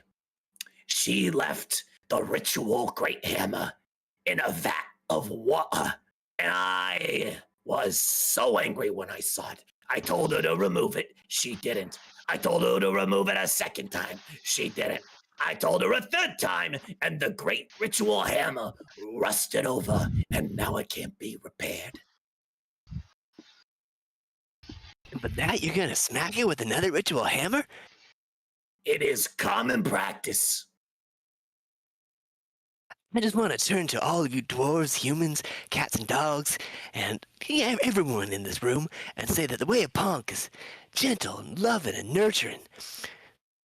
Follow me, and you'll have a whole other universe to explore. And it's proof of my goodness, of the goodness of Ponk. And I reach into my bag and I grab just a handful of gold coins and I throw them over everybody. Oh my god. Okay. Roll a persuasion or religion, whichever one is better for you, and roll it with advantage. All right, persuasion is better. I got a nat 20. The crowd scatters for the coins, and everyone looks to you, and they realize that like you have this aura around you. Now I want you to roll a religion check. With advantage or just flat roll? Advantage. What do you throw at the people? Gold coins. You hear a voice beam over you, but it's not like a physical sound. It's like in your mind, and you just hear this. I'll let you play your character. You're on the right path. Yo, it's me, Ponk. I like what you do here. Walk careful though. You might learn something later. I will tell you. Oh no, I don't break secret. And this is like the first time that Fram is actually receiving a direct connection from Ponk. Now he can't see him. He can feel his energy around him, and he can hear his voice in his mind, but there is no physical manifestation happening. But it is a clear signal to Fram that he has done something really important here. Now, the people have stopped what they're doing, and they've turned to their religious leader, and they say, he's right. Like, we got to stop this. This is crazy. Like, this is not the way to punish someone for for rusting a hammer by accident. And she starts listing off other like accusations against them that apparently they'd been worshiping other deities, that this wasn't the only infraction, though she hadn't had any plans to reveal that to the congregation because she was afraid that might upset them. And they just kind of go, it doesn't matter. Like this violence is uncalled for. We got to stop. We should really be considering the peaceful resolution that this individual here is proposing. And they all turn and they're all coming up to you now. Do you have any other information about this unique philosophy? Bros, if I had a gold coin for every time I wish somebody asked me that, I'd have even more to share with you. Let me tell you about the greatness of Ponk's love. We welcome you into Ponk's warm bosom. And I just start talking all about Ponk. This is ridiculous! And the head priestess walks out of the room, extremely irate. Now, the congregation is following you outside, we'll say. But go ahead, come on. I feel like one thing with Ponk, like, you know how like most religions, it's like, oh, you feel the love of God in your heart, like open up your heart to God. It's like, but with Ponk, it's like your butt though. Like open up your butt to Ponk. Feel Ponk inside of your butt. You can open anything. That's the embrace of Ponk feels like the most familiar and comfy butt plug you've ever had. No, it's just more like getting like a hug where the person grabs your butt, and it's a really close hug. But you know, it's a familiar, friendly hug. Can't get closer than a hug from Ponk. Me and Marge still at the shopping, right? You guys still shopping. So we're gonna change scenes now over to Kamaji. Kamaji and Dongon, actually. Oh, I never got any email, by the way, Porcini. And you were trying to send me something, but... Oh, yeah, weird. It says I sent it to you. Check your spam. Oh, yeah, there it is. Okay. Wait, where is Kamaji? I saw Kamaji stay with the friend. No, nope. No, God, no. No, Kamaji got out of there as fast as he could on the original mission to go to the Mages Guild. He's still doing that thing that we came here to do. For sure. And Riggs with him. Riggs with me and Dongon's with me. And I have a plan of sorts. And I'm hoping it works out. Move you to the Mages Guild. Mages Guild is over here. And let me get Rig. So Dongon's laughing the entire way. Go ahead and roll a perception check, though, on Dongon. Rig, you could tell like there's exhaustion is settling over Dongon's face. I mean, he's still laughing. He seems very jovial, but like you can see that he's getting tired just from the sheer physical act of laughing.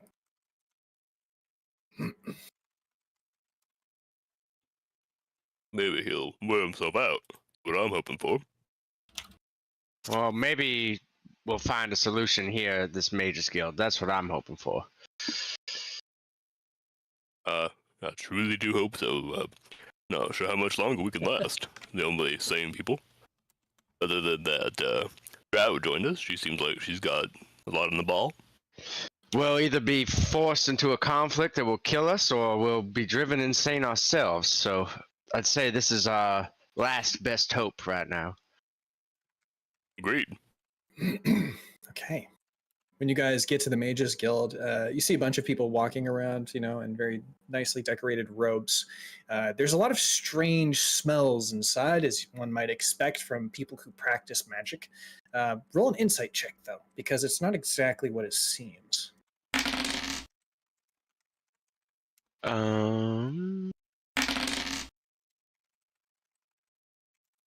Rig, you just notice that the potions, like light is coming through some of the opened windows, and it's like scintillating the liquid in the jars, and it's very beautiful inside. It's kind of like prismatic, right? All these different colors and strange smells. In some ways, it kind of reminds you of the forest, being out in the wild. You see like a lot of familiar plants that you've had to forage for over the years, having lived in your hut for over 100 years, right? At least, yeah. So that's kind of like comforting to you. Kamaji, however, you're going to be noticing that the people here, they appear to study magic, but the magic is very ancient. They're not like high-level wizards or anything. These people are, casting create bonfire as a cantrip, and that's the extent of their knowledge.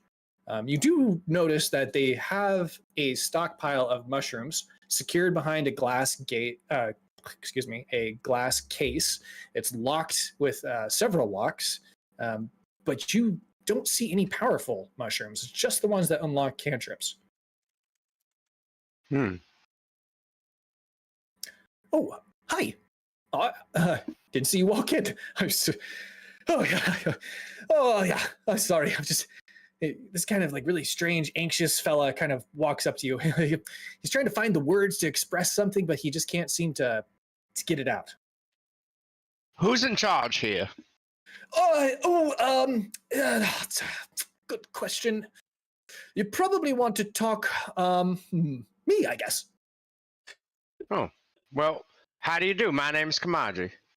Oh, yes, how do you do? You like shake his hand. It's like very clammy. And you like pull your hand away. It's like sweat, all over you. He tells you that his name is. You don't need to shake my hand. Oh, okay. You're a dwarf. Dwarf here. Interesting. So they are not don't dwarves? have any mage dwarfs. No. I'm half elf. Sorry for the confusion. My name is I forgot my name. It's Gary. Gary. Yes, that's it. Interesting that the sight of a dwarf, which pretty common sight around your city, it seems to have thrown you off into a tizzy. But my dragonborn friend, you pay no mind to? Oh, I've seen the occasional dragonborn. He kind of like backs away a little bit scared of dragonborn. Sorry, no offense. I don't mean to be insulting. I know that you can breathe. Fire, right? Fire comes out of your mouth. It's disturbing me. Anyways, sorry. What were we talking about? Don't be racist now. Oh, I didn't mean anything like that. I'm just a very, very cautious person. That's all. Yes. Well, to the point here, we have some friends, my dragonborn friend included, that have come under the possession of a curse of sorts, and we were wondering if you might have anybody here that'd be able to lift such a curse, or perhaps point us in the direction where we might find our own means of lifting such a curse. Oh, curses! Yes, I've studied curses before. Yes, that's something that I have read up on a little bit. He like turns around. Oh, I forgot to get you this. He like turns around to grab a cup of water, and he like trips and accidentally casts create bonfire and lights the chair on fire. And he just like shouts, "Oh my gosh!" Yes. Well, are you able to do any other magic beyond cantrips? He's like grabbing a towel and he's putting the towel over the chair. He's trying to like, smother the fire. Yes, I can create water. And he like takes the cup and he like brings the water out of the cup into the other cup. But it misses and then it hits Rig on the shirt. Gary, Oh, I'm so sorry. Saying this as a friend, I need you to take a deep breath. Do it with me. Okay. And just calm down. I'm trying. I think I'm I've trying to told calm you a down. little bit much, Gary. Go ahead and roll a performance check. Thank you, Ski. It's enough to he's controlling his breathing, but he's just very elevated, very anxious. He tells you, he confesses that only humans and half elves are allowed to study the magic at the Mages Guild, in this Mages Guild. That anybody else has to study in the poor district. What is he? He's a half elf. Okay. I can sell to you, but I can't allow you to do any practicing here, and we have to do the transaction outside. Well, I am a human. Well, your friend, though, is a lizard. Yes, but... And a dwarf. Yeah, so just sell to me, then. Well, they can't... Okay. Let me check. And he, looks over the charter for the rules. He says, I suppose that's acceptable. And here you go. And he sells you a tincture. And when you read the label, it just says, cures madness. Okay. How much are they?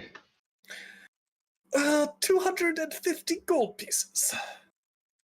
Is that too much? Yes. I could reduce it by 10. 240 gold pieces. Now, notice you have quite a few mushrooms back there in that case there. What's the going rate for those mushrooms? Oh, we don't sell those, actually. Looks like I forgot to put the sheet back on. He takes the sheet and hooks it over these things and puts it over the cabinet so nobody can see through the glass. Would you perhaps be interested in buying some if I could come across them? And what would you buy them for? What would I buy them for? Yeah. Well, we use those to ingest them so we can cast magic. I am aware. Awkward tap, 2 taps with his feet. Wow. Magic! And he a little spark comes out of his hand. I am aware.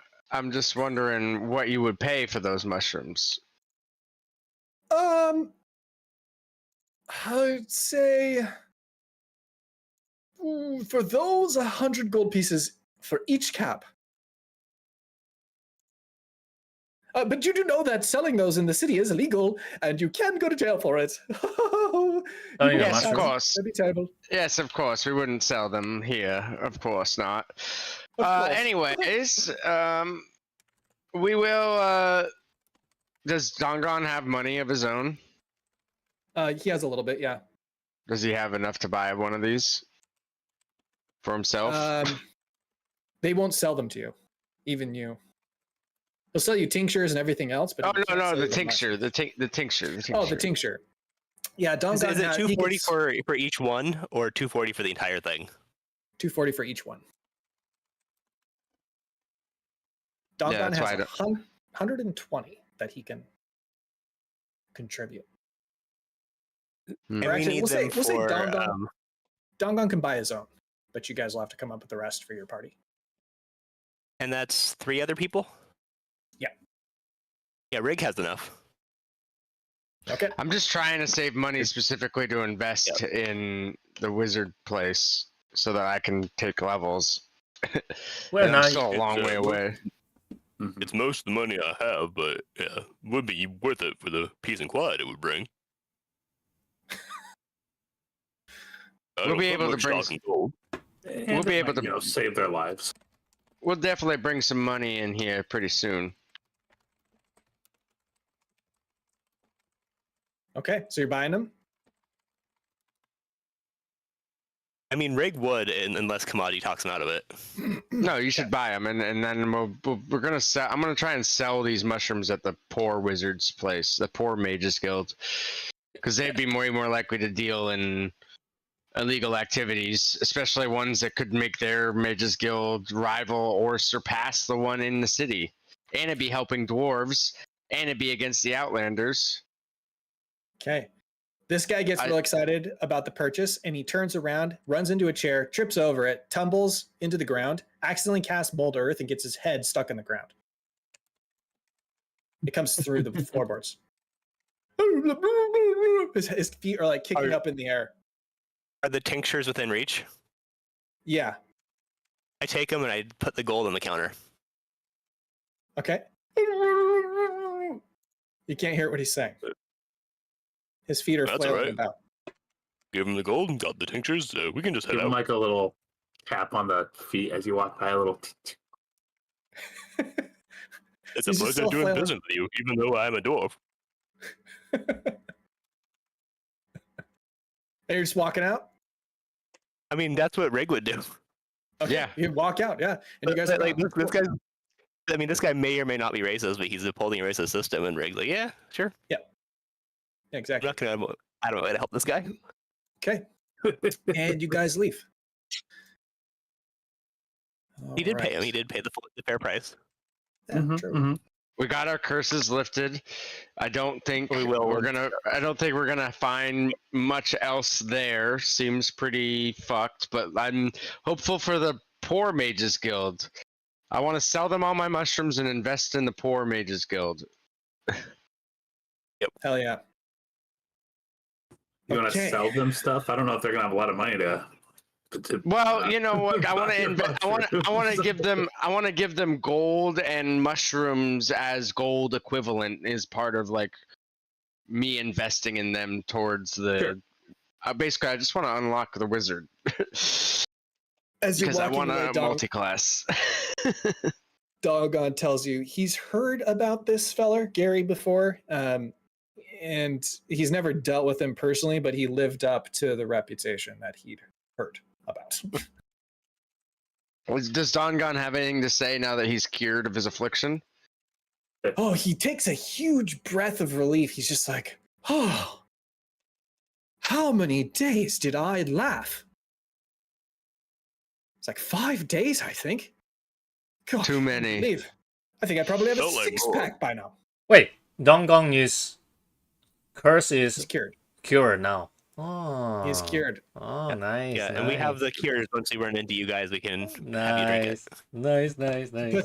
He puts a hand on Kamaji's shoulder and looks at you very seriously and says, I think I'm going to need to take a very long rest soon at a tavern. But after a very good ale, you and me. He looks to Rick too. You should join us, Rick. All right. Agreed. I think we should stop at the other mages guild before we meet up with the rest of the party, though. Let's do that in the morning. I'm exhausted. I don't think I could stand any more walking around the city. I've been laughing this whole time. We know. Or you guys go on without me. I can maybe room up in the tavern for a bit and take a quick nap. I'll join you later. I think it might be best if me and Rig go alone anyway. Very well. I think my presence might disturb people. Though people do know me around here. Some people. Apparently not scary. Yes, well, you go on and rest up. We're going to move over to Gruzlock and Marge. You guys have made it to the blacksmith shop. Did you find anything that you were looking for? Yeah. I actually got a lot of so the first thing the main thing I want is I want to find a chain to bind with my anchor. Become a chain anchor. Can I do that? Yeah, and then you just turn your anchor into a chain anchor. Yeah, but how much it costs me? And just for the chain. Just for the chain. But how much is the chain? I didn't even... Yeah, true, because it's probably not on there as just the chain. How about this? Can you, like, I forgot. Oh, I remember the anchor is 50 gold. So probably I just plus the... so the chain anchor is 70... I would say 25 gold pieces. Okay, okay. And another thing is I want to buy 2 chain battle axe. Wait, chain battle axe I can welding with my one hand, right? Let's check here. It has expensive, reach, special, versatile. It's one-handed or two-handed. The versatile damage goes to 2d5. Nice. I want to dual welding it. But I got another question. So his damage die, the chain battle axe damage die is 2d4.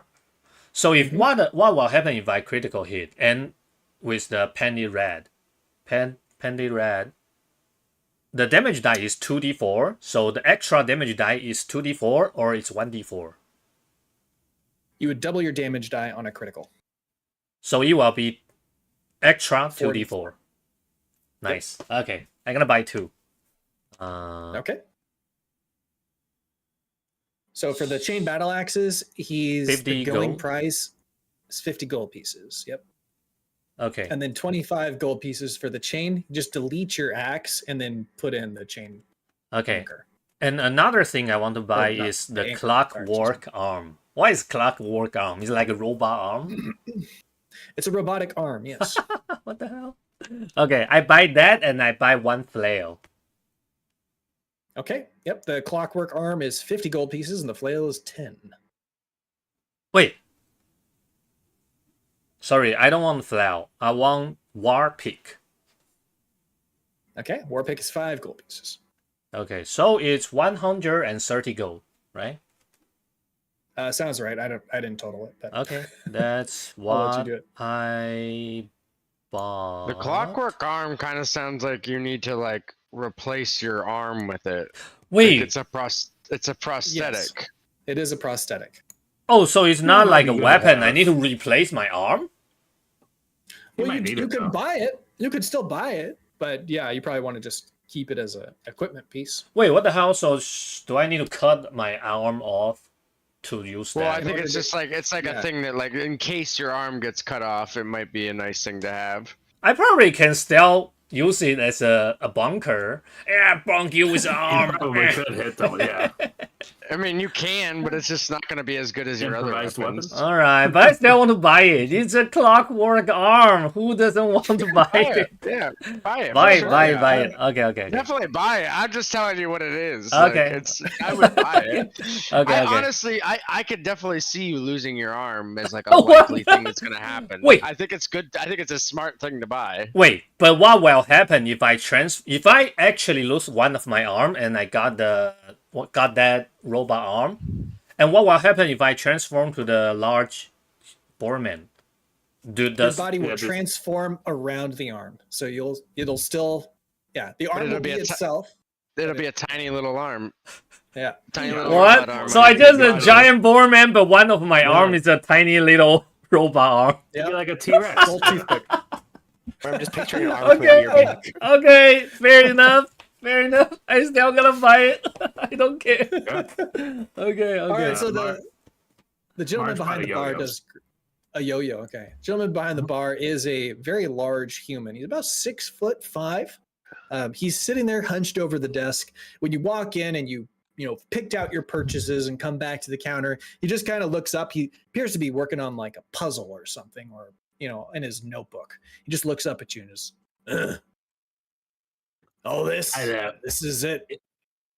Yeah, we're just making a couple purchases as we're coming around. Hey, you guys don't have any sort of discount for a first-time buyer, do you, hon?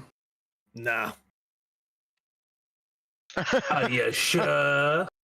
Nah. Yep. Wow, my left gold is 888. Looks so good. Anything else? No, I'll just take my yo-yo and go. Thank you. You've been a pleasure. Uh-huh. Hey, you think we can find a blacksmith, the dwarf blacksmith, to upgrade our weapon to +1? Dwarf blacksmiths. That's a good joke. What? I agree. Why is that such a good joke again? What? You got problem with dwarf? Why You're not from around here, are you? Like I said, we're traveling through. That's why you should have given us that first-time buyer's discount. We're very wealthy aristocrats from across the way. We were looking to make some big purchases, but we don't think we see a whole lot here we like. Roll persuasion. Or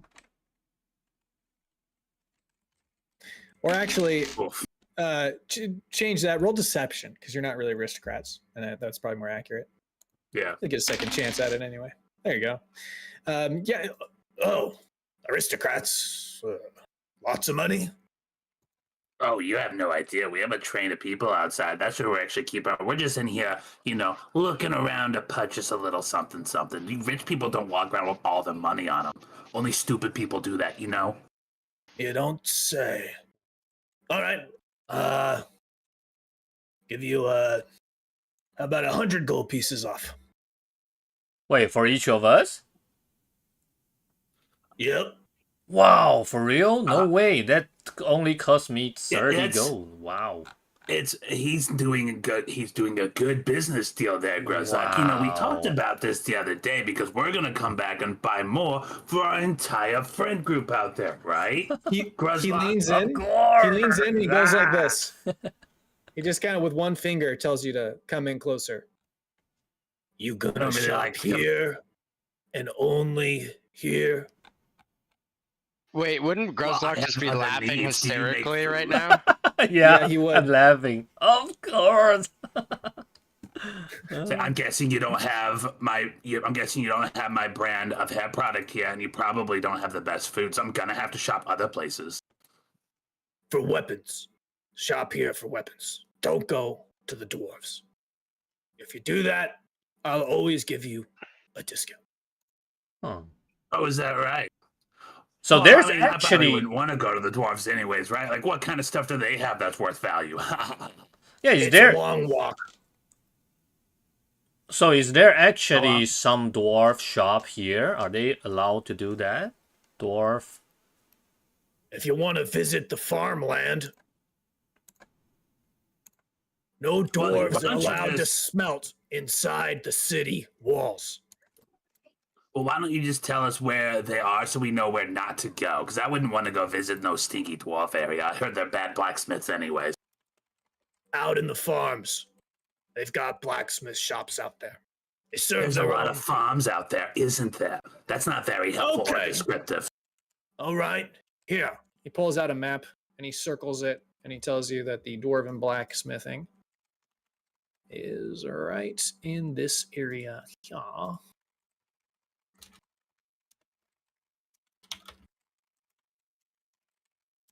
Tells you that they are grouped together in a series of buildings, different businesses. Mm-hmm. And they are operating on permits that are given to them by the human government officials inside of the city. And you're not sure why they do this. Sure. Well, you've been a wonderful help. We really appreciate it. And we'll be back tomorrow with our cohorts, and we'll definitely, we need some outfitting. We're heading up the coast there. We need the best equipment if we're going to head up that way. Lots of dwarves up there, and we got to protect ourselves, right? Yep. Now, thanks now. Bye-bye. Yep. And he goes back, just his puzzle. Yep. Okay. Perfect. Awesome. We got the information we needed and the little discount. Like it. Hey, Grezlock, this way. Why don't we go try out that new chain anchor of yours? Oh, wait, did he buy the whole thing or do we need it assembled still, right? He just bought the chain and it's a simple assembly. Yeah. I wouldn't worry about extensive time on that. I'd say we just kind of gets put together. Okay. I will say though that the three different groups now are kind of reconvening back at the square. Interestingly enough, for two of the groups, as you guys return to the square, there's also a market here. You do see Fram and Kibble outside with a group of followers. They've taken off their heavy suits of armor and their white and black robes and are now replacing them with colorful robes that Ponk would wear. Oh, wow. You guys have been busy, haven't you? Sure have been, bro. Sure have been. Spreading the word. Getting the vibe out there. Did you go ahead and take communion yet? Or the tithe, whatever they call it. Ponk doesn't like all those darn coins, right? Oh, bro, we're way above that stuff. Coins are just a tool to help us spread Punk's love. Right. Roll perception check for the whole party. I want to see what you notice next. Because there is a column of soldiers. They appear to be dressed in royal garbs. They're moving through the marketplace towards the commotion that's unfolding. Marge, you notice that there is a dwarf in attendance with this party, though the person at the head of the column is a human, and they are wearing what appears to be some kind of crown that is made from iron. Which, I wonder if it's a crown of madness. They're over here. They're just about to pass Rig, and I would say with that perception check, Marge, you would notice that the dwarf in attendance with the humans in the column takes a particular fancy towards Rig. And they have, I'm going to let you roll insight with advantage. Because you rolled a nat 20, I'm going to reduce the difficulty of the check by 5. Oh, that's good. That passes. You do notice that the dwarf is like super uncomfortable with Rig there. And like they recognize Rig. And are like, Grozlok, why don't you go grab our friend over there? I pat Grozlok on the back and point over at Rig. This dwarf is older, be a little bit older than Rig, actually. Actually, I'd say considerable amount of years. And Rig is about 100, 150. This dwarf is probably around the 250 range. Sure. The column marches in through the marketplace, and the crowd clears for them, just like a parting sea. And as they approach, the leader, the human leader, comes up to Fram and says, "Who are you to create such a fuss in my city?" Creating a fuss? Bro, I'm spreading the word. You can call me Fram, you can call me Punk, you can call me whatever your heart desires, bro. Reach inside and find yourself. Look around you. He kind of motions to the city. This is a city built from iron.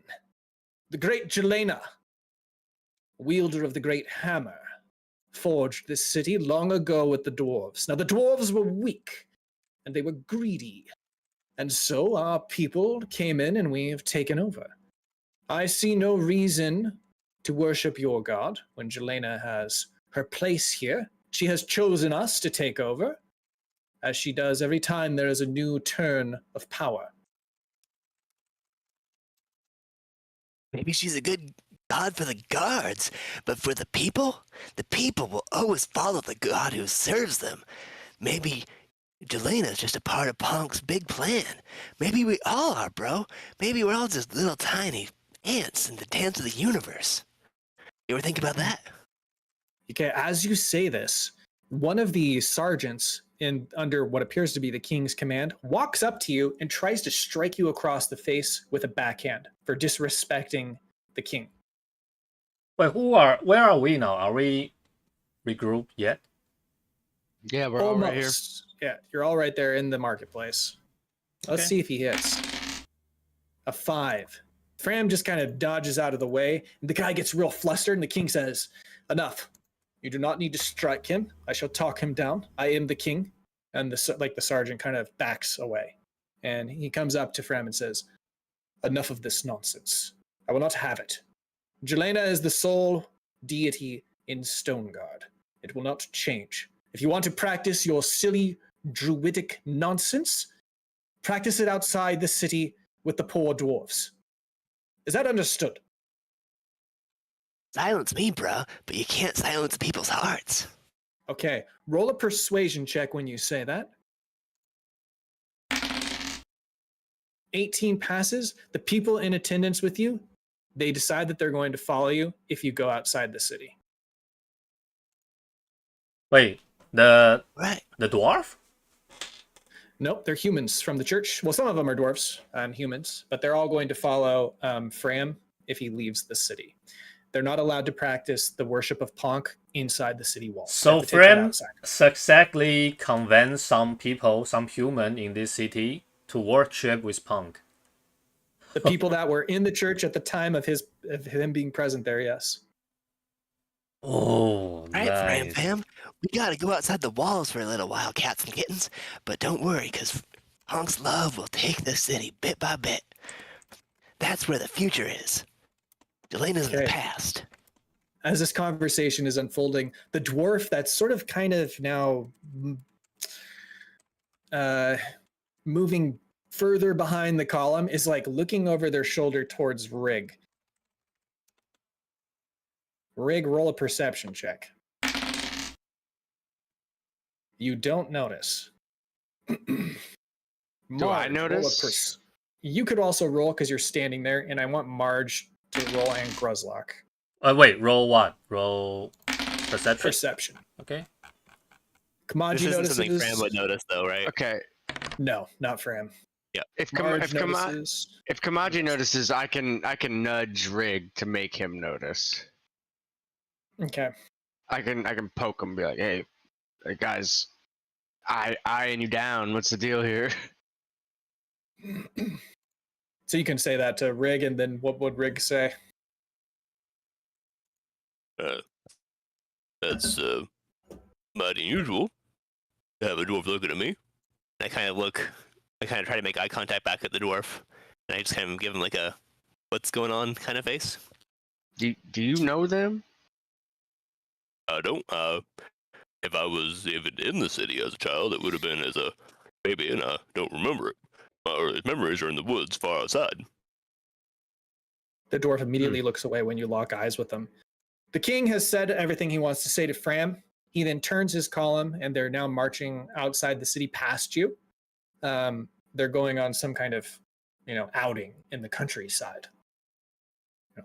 They're gone now. Are some of the Ponk worshippers still around? The Ponk worshippers are also kind of leaving to go outside the city so that they can practice their druidic rites. But one last thing is that the dwarf has whispered something to one of the guards and is hanging behind.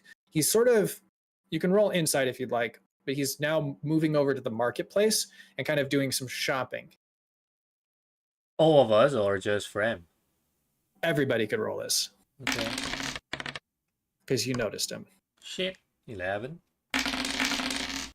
Kamaji and Fram and Marge, you notice that he's stalling for time. He's clearly trying to just trick the people that he was present with so that they leave and they don't notice what his real intentions are. After the column leaves, he turns over to Rig, rushes up to him and says, "Wow, you're Rig, aren't you?"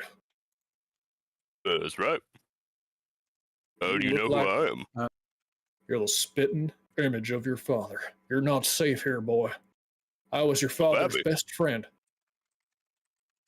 My father didn't mention having a best friend outside of me. Well, I'm going to admit to you, we had a falling out a long time ago. Some 225 years, I reckon. It don't matter anymore. What matters is... time don't mean much to me. You do know who your father was, don't you? Pappy, that's all I know. Your father was the king of this city, Rig. Before the Outlanders took over and poisoned your mother and killed off your brother and your sister. I had a brother and a sister. You had a whole family, boy. It was me. Damn. Yeah. I'm sorry to be the one to tell you all that, but I think you should rightly know. Every moment you spend inside these city walls, it could mean the end of your days. I mean, I'm a dwarf in this country and this time. Anywhere I go, by the end of my days. Why don't you meet me at the Poor District Tavern down there? His name's Hardley's. All right, Heartless. Let's meet at I midnight. reckon I'll be there. Should I bring any of my friends? Sure, but might be best if they sit at a different table or at least make themselves inconspicuous, because if anyone finds out that you're here, well, you and I are as good as dead. Heads on the chopping block, if you catch my drift. I'll make sure that that Grezlock and Fram stay behind. All right, very well. Now you take care of yourself and stay hidden now, you hear? I gotta get going. I gotta catch up to the king before they suspect something. He just immediately runs off down the street to catch up with the column. Now you guys are left there. Kamaji, you just overheard something. A startling revelation. You know that Rig's father did live, but his family was killed. So Rig's father bring Rig out of this city when he's just a baby. Mm-hmm. So that's like couple hundreds ago. He was the king. Yeah, he was the king. Oh fuck! Oh shit! Now, as you guys are discussing this, I need all of you, Marge included, to roll a perception check with disadvantage, and that's it. I'll let you know. It's a very difficult check to pass, but we'll see what happens here. Wait, what we need to roll? Sorry, perception. Perception with disadvantage. Okay, disadvantage. Okay. I guess.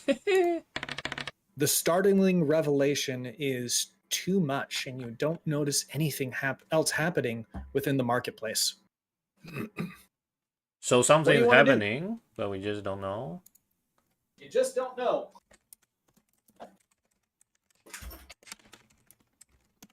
Come on, Grezlock, let's go over to the group. It seems like some sort of commotion has happened. We missed some stuff. Saw these crazy worshippers over here. And Rig looks like he just saw a ghost. I reckon I did. Yeah, wait.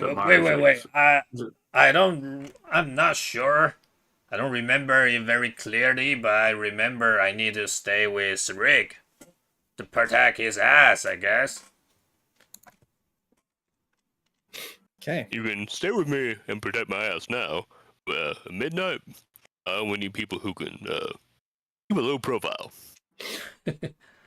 Who was that dwarf you were talking to? Apparently, he knew my pappy back in the olden days. It was some sort of king or something. I don't really know how city folk work. Whoa. Hey, those are some pretty big words. That's a goofy story you're talking about there. Hey, how about we all go outside of town and we reconvene, huh? That sounds like a great idea. Right, guys? Fram over here, honey. Yeah, wait, but... Are you ready to accept punk into your heart? We can talk about that outside of the city. I've got this great idea. Wait, what's the... So here you go. Potions. Yeah, give the potions out. Like, Marge Give the is also, potions out. Scanning the area around. Like, one of my feats I took was alert, and part of Marge's character backstory is that she's constantly on the lookout for people like out to get her because she's lived a vigilante lifestyle for a lot of her life. So she's very keen on so right now. Wait. It's a hot area, not a good spot to be. Are we drinking are we cure our madness yet? Yeah. Ah, nice. Yep, Kamaji gives them to you, I guess. I've got some potions here for you boys. Drink this. Do you know what's in that stuff? Why'd you buy that? I bet you can't drink this, Grezlock. I bet you won't be at the drinking contest, and you're gonna lose. Nice. So I lose. I'm not even gonna try to stop him, then. Did you hear that, East? Hear what? I said, I bet you won't drink this. It's a drinking contest, and you're gonna lose. This little bottle here. I was gonna tell you should think about what you drink before you put it in your body, but I don't think it matters what I say. That's bad, like 100 copper. I drink it. I will take your 100 copper. Face palms. I don't believe in money, but I'll take it. Oh, these boys, they'll just eat or drink anything without thinking about it. One thought. You know what? Mushrooms, drinking potions. I got plus for you. I will drink this on this pork. I put the portion on the pork and eat the pork. That's a great idea. And, Your intelligence never ceases to amaze me, Grezlock. You should drink Yeah. these potions. It's what Punk would want. Everyone got a potion, right? It's for the glory of Punk. I'm in, my bros. Come on, Okay. Cable. Drink it for Punk. Oh, I don't feel okay, so sure. well. I'll do anything for Punk. Like anything. And then he Yeah. drinks it, chugs it. Oh, This My tastes like horror dog. pee. my entire life is a lie. Oh no! Wait. What are you What? talking about now? Oh, I- wait. Whoa. Need to get out. Wait, you cut out. Just out of the city. Wait, are you doing that What's- on purpose or you just cut out your mic? Yeah. No. Marge? So he has thought he was literally Punk, Yeah. and now he suddenly realizes that was all madness, and he does not know what to do. Oh shit. Marge comes over and says, Oh The shit. glass ceiling shatters for all of us one day, honey. Here, come on. We need to get out of town now. We can all think about this outside of town. Once Yeah, but again, what tries about the to other- pressure the team. Outside of town, you little shit. Okay, I'm going. All right, you guys are gonna go this way. We're gonna go back. Sorry, to the, Kibble. That's okay. People always Oh, cut is me that- off. It's fine. It's out of character. Sorry. Yeah, you're fine. You guys go back across the island and then over this way. And when you get to here, you do notice the tavern sign, Hardly's, just over the door. You hear a commotion inside. It's a bunch of dwarves, raucous dwarves, drinking merrily and having a good time. Digging holes. This is the digging holes. This is the tavern that you're supposed to meet Rig's father's friend at. You haven't gotten his name yet. Is it like what time is it now? Is it the time like midnight, like when we said? No, it's like just after dinner time, maybe around 8. This is it. In a few hours, I'm gonna learn about a pappy and my history. I ain't never had no history before. We're outside Gotcha. the city, About right? You're not outside the city quite yet. You're just looking at the tavern. The tavern's name is called Hardly's. Okay. I'm gonna leave here. You're gonna go in there. Live there. You're supposed to meet Rig's father's friend at Hardly's at midnight. You can get a room in Hardly's if you want to sleep there. It's up to you. You're just not allowed to practice Ponk worshipping within the city. Where's the poor mages tavern? Mages Guild? The Poor Mages Guild. Yes, let me get that up on the map for you. Yeah, when Kamaji goes to the Mages Guild, Marge would be incentivized to follow him on that thing. Did you find out anything about those mushrooms? Hey, Kamaji, did you find out anything about those mushrooms over there at the Mages Guild? I wanted to go with, but someone had to keep an eye on our friend over here. They're a bit of dickheads, to be honest, and incompetent ones at that. They don't seem to have any grasp of magic beyond the simple cantrip. Although about they right. seem very keen to keep all knowledge away from everybody else. So I'm kind of hoping that perhaps we could. Also, I found it's illegal to sell these mushrooms inside the city limits. So I'm hoping perhaps we could strike a deal with the Poor Mages Guild, as everybody seems to call it, unoriginally so.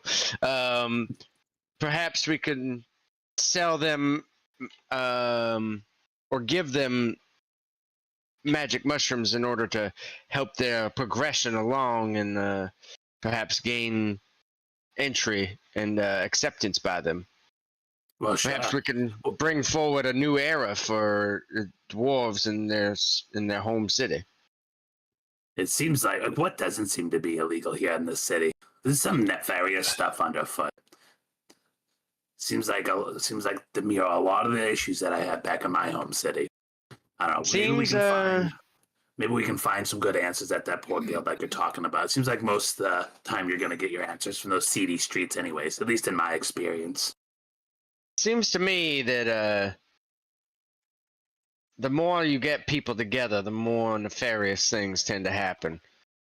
Nothing like this used to happen in our small town growing up, but the more I see these so-called cities, the more I see the evil in people. I think Rig might be he might be onto something talking about city folk. Like, what is up with that lately? I mean, he considers me a city folk, which I mean, Well, to we you, city folk. I'm a country bumpkin. Yeah, we are country folk. So you guys are making your way over to the Mages Guild. I just want to point out that you do notice that the sign says has been written poor over the top of Hammercast. The Hammercast Guild is the actual name of this Mages Guild. But the politics here, the nobles, the humans, they want it known that this is, they're always trying to degrade the dwarves. And they do it very visibly here. Degrade? Okay. What's degrade? They're always trying to put down the dwarves, What? Like genocide? No, not that extreme. Nothing like that egregious, but okay. Just general racism. They bind them on they bind them on the anchor. Wait, what? They're trying to kill them with the giant Greg hammer, right? No, that was just a very extreme form different. of corporal punishment. That was them just being really into their god. That was more just that has to do with the religion. But just the dynamics here are that the Outlanders have taken over the government in Stoneguard, and they mistreat the dwarves fairly significantly. They've pushed them out of the city limits, and now they're the ones responsible for doing all the hard labor. And it's a pretty egregious situation. And it does affect Rig personally. Is it like all like dwarf? Is there any like Underdark dwarf, like Draeger dwarves around, or is it just dwarves, or like mountain dwarves, or what type? Mountain of dwarf, dwarves, I guess. hill dwarves, Eel dwarves, Lord of the Ring dwarves, Snow White dwarves. Just the no regular over Earth dwarves. I was just joking. Hi ho, hi ho. You see them in the mornings, trailing off to the mountains. Just your standard, sub races of dwarves that are living up on the over Earth. We need a revolution! Revolution for dwarves! Starting to seem that way. Okay. You guys go into the Mages Guild. When you enter the Mages Guild, this place is run by all dwarves, and maybe one or two humans who sympathize with the dwarven situation. Wait, there where? Are those that sympathize. The Mage Guild? This is the other Mages Guild. It's called Hammercast, or the Poor Mages Guild, as it is known by the humans who run the city. This is outside the city. It's inside it, but it's in the poor district. Do I sense any hostility towards any apprehension towards myself being a drow there? Once again, have I seen another drow at all? You have not. And let me see if they notice, because you are cloaked. They don't notice. They do notice that you're cloaked and find it suspicious, but they don't know that you're a drow yet.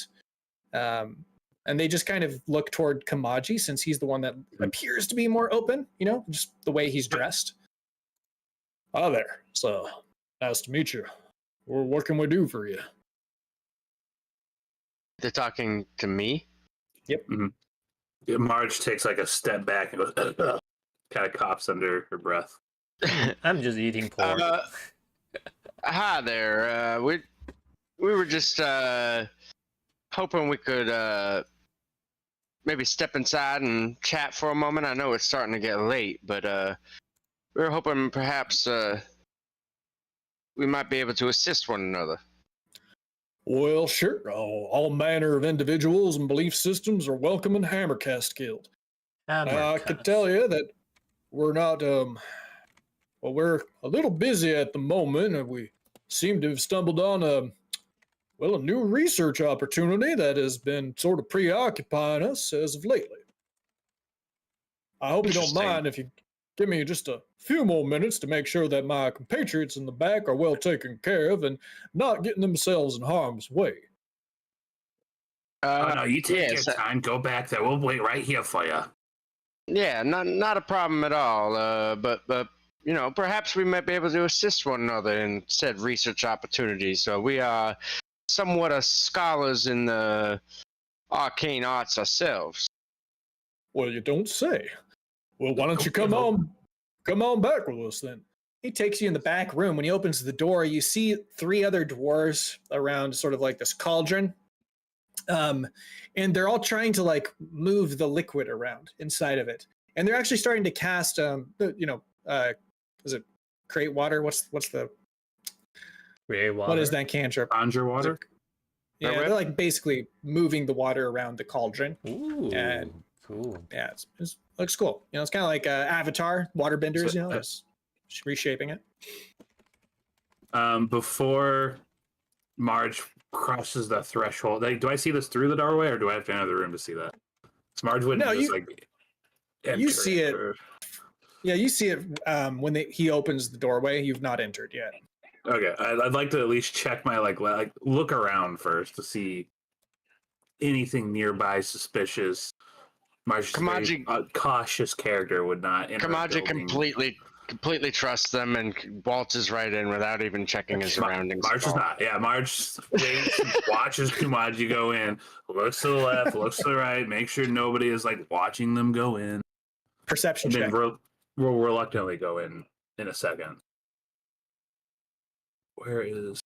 I'm gonna just being loud and eat pork. Oops. So people You check. Yeah. Well, are you with them? Did you I'm go to the satisfied. Mages Guild, or are you back at the tavern with Fram and Rig? Oh, we spread out again. I think you did. Yeah. I'm not actually sure, like what my teammate will tell me to do. We'll probably just follow, because now I Hey, lose my Kamaji. madness. Well, you're also like at a tavern. I feel like you'd be pretty preoccupied with drinking. Yeah. All right, I'm gonna stay there drinking and eat pork, Okay. and I'll be seeing right with back to the tavern. friend. Friend with me, Cool. right? Friend is at the tavern.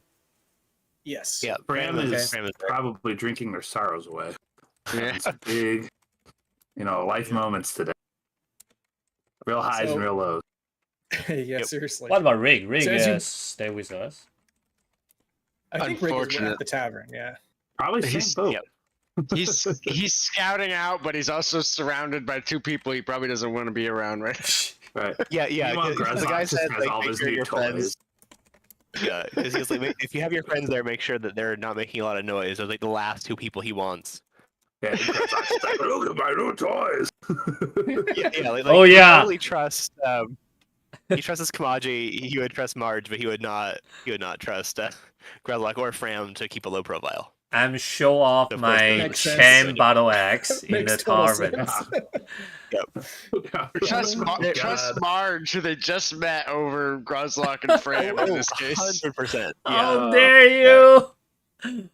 Yeah, Rig is like sitting in the very far corner, very, very slowly nursing like a Where's Ki- veil. We met each other from the same village, and then we have an adventure together. All this journey, and then you trust a new member above me. Well, that's why. They know Grezlock too well. All right, okay. There are certain things, Groslock, that I trust you for. Running into battle first, barking like a dog at passers-by. But when it comes to keeping quiet, keeping a low profile in a tavern, Barking like- Okay. I trust other people. Not anything against you. I just know your nature. You wouldn't want me at a place where you gotta shake a lot of hands and calm people. Well, since we're in the tavern, while you guys are sitting there having this discussion, you see 2 large dwarves sitting at the bar. Each of them are drinking a tankard. One looks over to the other and he goes, "Hey, Frank." Oh, yeah. Are you drunk? Hardly. And then they just take the tankards back and they down them all. And then he looks over at the bartender and goes, "Hey, you drunk?" "No, hardly." That seems to be like the tavern phrase here. And that's why it's called Hardly's. Well, who talking to us? Yep. And Fram is sitting across the table. He's currently curled up in like the fetal position on his chair. He's got He's got like an empty glass, and he just keeps doing Eldritch Blast to put communal wine in it and swirls it around and looks at it. Wait, what? Oh, it's so funny. He's having an existential crisis. Wait, what? You put your Eldritch Blast in your wine? Eldritch Blast. So I shoot communal wine from my hands as one of my cantrips. So I'm putting that into a glass, and I'm like looking at it. Can't believe I thought I was punk. I was led astray. Punk, I'm sorry, bro. One of the dwarves notices your distraught state and walks over to you. You look like you need a beer, friend. Here, on me. Slides it over to you. I know when someone's having a hard time, believe me. I've been having a hard time for the last 215 years. This damn city has gone to shit. Who is this guy? It's a random dwarf. Just a random Name's dwarf. Fram. Okay. Mm-hmm. And it's just Fram, not punk. Oh, don't know what I was thinking. Wait, you don't even... Just So a dwarf trying to talk to us, and friend didn't even respond. Yeah, he the dwarf noticed that Fram's having a hard time, so he bought him a free beer. Ah, oh, how nice. Wait, where's my free beer? I got hard time too. I just keep laughing. That's tell me, so Fram, hard. what's your name? Oh, my name? They call me Timber. Ah, the Timber, they call me Fram. Pleasure to meet you. What's the trouble there, Timber? What's the trouble? So, kind of looks left, looks right, and I'll tell you what the trouble is. All these damn Outlanders running this city. They weren't supposed to. It's supposed to be run by the old kings, our people. Well, those times are long gone now, so I suppose I better just put spit in my hand and get to felling trees. It's the only thing I can do to keep my mind off all this trouble. Oh, that's heavy. Wish there was something I could do to help. Normally I'd suggest worshiping punk, but I'm having a bit of a crisis. I'm Know telling Punk's you. love is always with you. I used to worship Jelena, but she forsook us. I see no reason to go and worship at that forge anymore. You know what? You should with worship with Corwin. Let me tell you, dude. What Corwin will do in this situation? He will gather a revolution and kick their ass. This is your city. You need to kick the Outlanders' ass and take back what belongs to you. Your honor, your city, your home. For your children. That sounds like a good piece of advice. If I only had an army, friend. All I got is this old wood axe of mine that I've been using to fell them trees out there.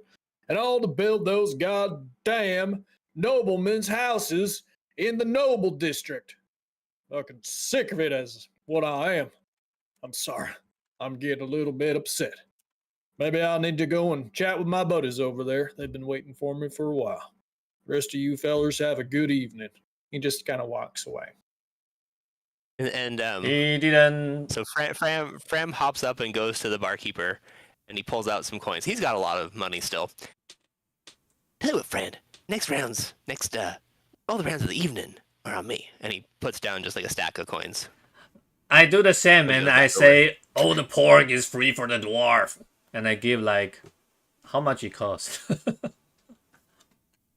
Okay, the bartender hands out a bunch of drinks. Everybody starts drinking. They finish the first round, and the bartender says, because of your generosity, he's going to give a free round for the whole bar.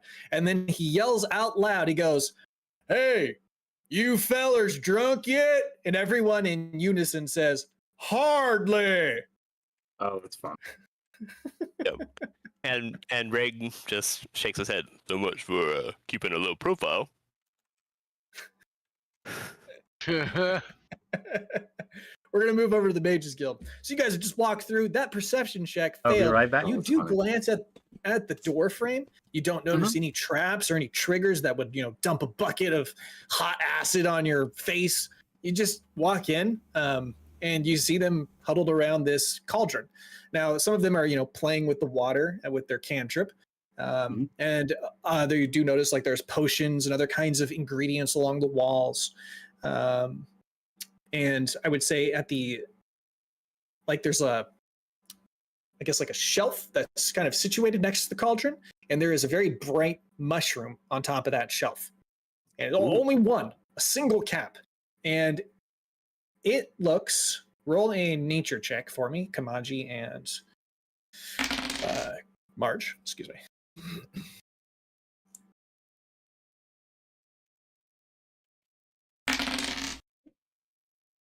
All right, This- that's 20. This is you've never seen this before. It's speckled with red spots. Ooh. It is larger than the other caps that you've seen. And it has a faint aura that's sort of surrounding it. Larger than even the one that we saw the queen of that city eat that was also glowing really brightly? No, nothing that powerful. Well, it's definitely larger than I've seen then. Or Marge. So Marge leans over to Kamaji and whispers, I've never seen one like that before. Have you? I've seen only one that was more vibrant and larger than that, and that was one that I witnessed the queen eat in front of me. That one's called the Azure. And did those Outlander guys, did they have anything like that over their hall? Nope. They only had the blue buffalo caps as far as I can see, but they also seemed like they might have been the type to maybe keep something hidden from others. In fact, even the fact that they had the blue buffalo caps visible was an oversight on their part. Maybe we should pay them a visit at some point. On our own time. Perhaps. I am curious, though, if we can even transfer these mushrooms into gold here. We'll see, though. Allow me to take the lead. Oh, of course, of course. I don't want them to be startled by your appearance. And the dwarf looks And back Marge towards Kamaji. Oh, go ahead. shifts back into the shadows a little bit and takes a step behind Kamaji, Okay, offset into the back left. gotcha. The dwarf looks behind towards Kamaji. Well, come on in, and we're working on something that, well, we've never worked on before. See that right there? Points towards the cap. That's a species. That's a species we've never seen before. Now I'm going to tell you something. The way that we procured this was doing some trade with them Durgar dwarves down there in the Underearth. I don't really trust those fellers, but they were good on their word, and it did cost me a pretty penny. But I think it's going to give us that boost that we need to outperform that damn Mages Guild up there in the Noble District. Wait, the Kibo not there? Where is No, Kibo? it's just Marge and Kamaji. Kibble's with you guys at the tavern. Okay.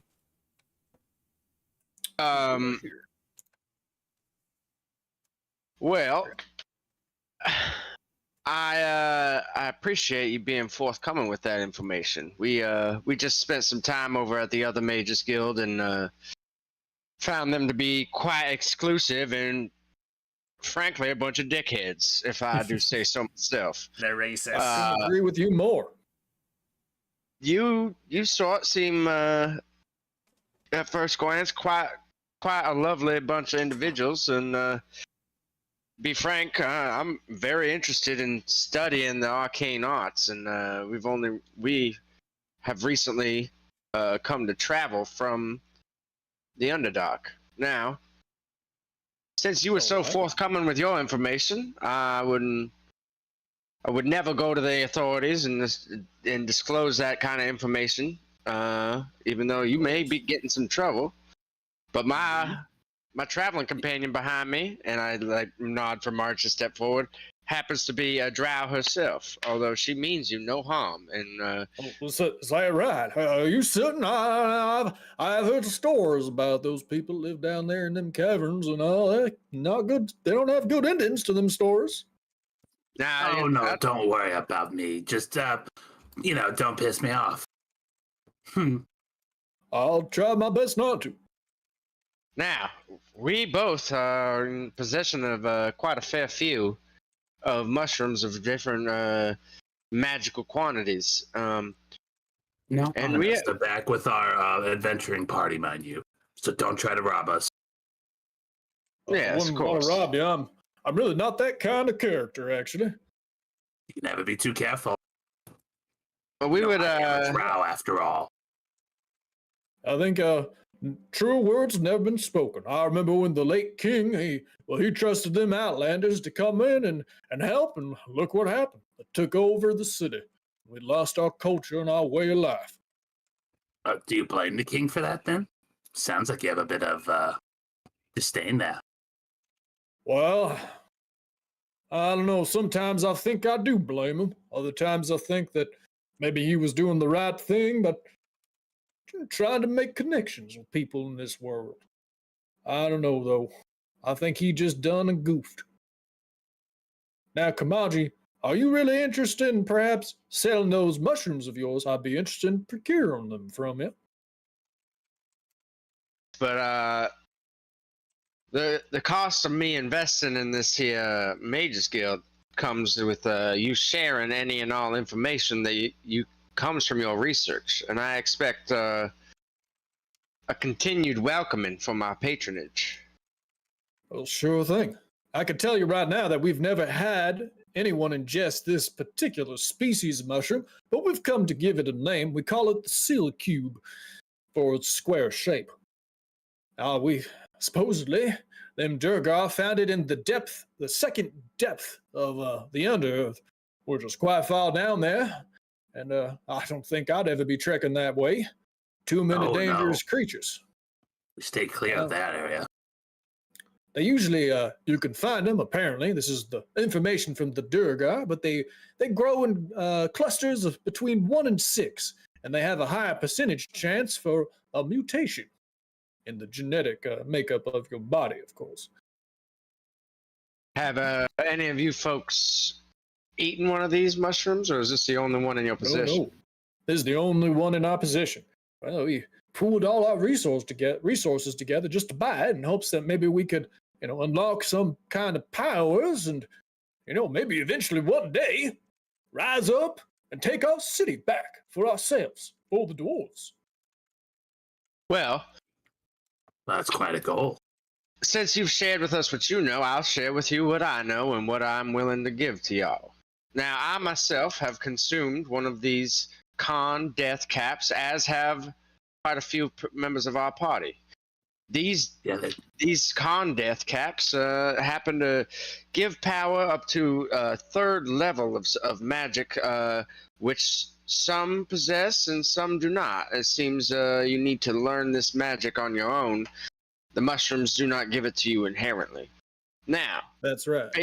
Based on the quantity in which these mushrooms are found to grow in the clusters, seems to be an inverse relationship to their power. So it would venture to guess that these seal cube mushrooms you have are of one tier greater than our con death caps, being that they're found in groups of 1 to 6, whereas the con deaths are found in groups of 1 to 7. So, sounds about right to me. In our possession, we have one of the con death caps, one of the next tier below, which we have found to be called Samu caps. We have 2 of the first tier mushroom called the Tamp caps, and 13 of the blue buffalo caps, which give access to very basic spells that can be cast as many times a day as you wish. All right. Well, why don't we write this down and maybe we can pool our resources together. I here have in my possession only a single seal cube, which I believe, according to my sources, is just a step higher than the con death caps of level 3. Now, I've got about 10, no, actually, I just got 5 more, 15 blue buffalo caps. I also got 10 Tamp caps. I've got 5 Samu caps, and 5 con death caps. Well, pretty well then. I'll be honest with you, we don't require any of your mushrooms. I'm trying to give you more so that you might spread your wealth of knowledge as the Mages Guild that you are among the dwarven people and the people that stand for good in this city. Well, I could tell that you're the kind that would stand for good yourself, so I couldn't just take them from you. I'd have to buy them off you. Now, I do have a small allowance of sorts that I could use to pay you for them. That's not going to be a lot, but it'll be enough to fill your belly and maybe find a good bed to sleep in. Sir, I would much prefer you pay me with knowledge. I'd much rather give you my mushrooms to invest in your university here to make it better, so that I may profit from the knowledge that you gain. Well, perhaps we could call them each a value, and we'll use that value to contribute towards maybe the growth of this here guild. And that's when Dongon steps up and he says, "Oh, that would be rather interesting." I'm gonna say that. Holy shit, Dongon! Where'd you come from? Oh, I was just looking over there at the ingredients. Sorry, I didn't mean to sneak up on you, Marge. I have a way of being sneaky like that. Well, I've known you for a few days and you know I'm jumpy. Wait. I do realize that. I apologize. Wait, I forgot a thing. Like, where the Kamaji got a bunch of mushroom, right? Where did all those mushroom came from? Just from we gathering? Just slowly gathering. We got them various places. And since the beginning, I've just been keeping track of what we had, and so. Yeah. Are we, like, you're trying to make a deal with the dwarf, right? Selling them mushroom. Yeah, and I want to invest in the Arcanum University. Yeah, but do we have like a resource to just keep gathering the more mushrooms so we can just keep provide them mushroom, or we just got some and you're just gonna give them those? You don't have a resource. You'd have to steal them or make contact with the Durgar, who is in contact with the Hammercast Mages Guild. I will say that we do know where like there is some that grow. Like we know where the one spot is. It's just far away. But it's very far away, yeah. And you know, we have hints about other spots, but also so far everybody that is in the party that's gonna do magic has already eaten one of the mushrooms of the highest level. And even you have eaten one of the blue buffalo caps. So all the blue buffalo caps are completely useless to our party at this point, other than as a trade resource. Mm-hmm. And really all the mushrooms that we currently own are useless to the party except for as a trade resource. Unless you want to like have it be a right initiative for followers of Ponk, so they can all create their own, I don't know, Ponk juice or something. I mean, but cantrip. But it only applies. It's still like you still have to know how to do magic. Like eating the mushrooms doesn't give you the inherent ability. Fair. I'll tell you what, Kamaji, is what we're gonna do, because I can't accept just taking all this valuable goods from you without you receiving some kind of payment. How about I induct you into the Mages Guild, Hammercast Mages Guild? Please don't call it the Poor Mages Guild. I'm quite sick of that reference. And you could be a business partner of sorts. Dongon's like, do you think that perhaps I could also get in on this? I'd be happy to partake in a contribution. I suppose so. I think that sounds like a good idea, but I have heard word that you were in association with the Noble Mages Guild. Only a loose attachment of sorts.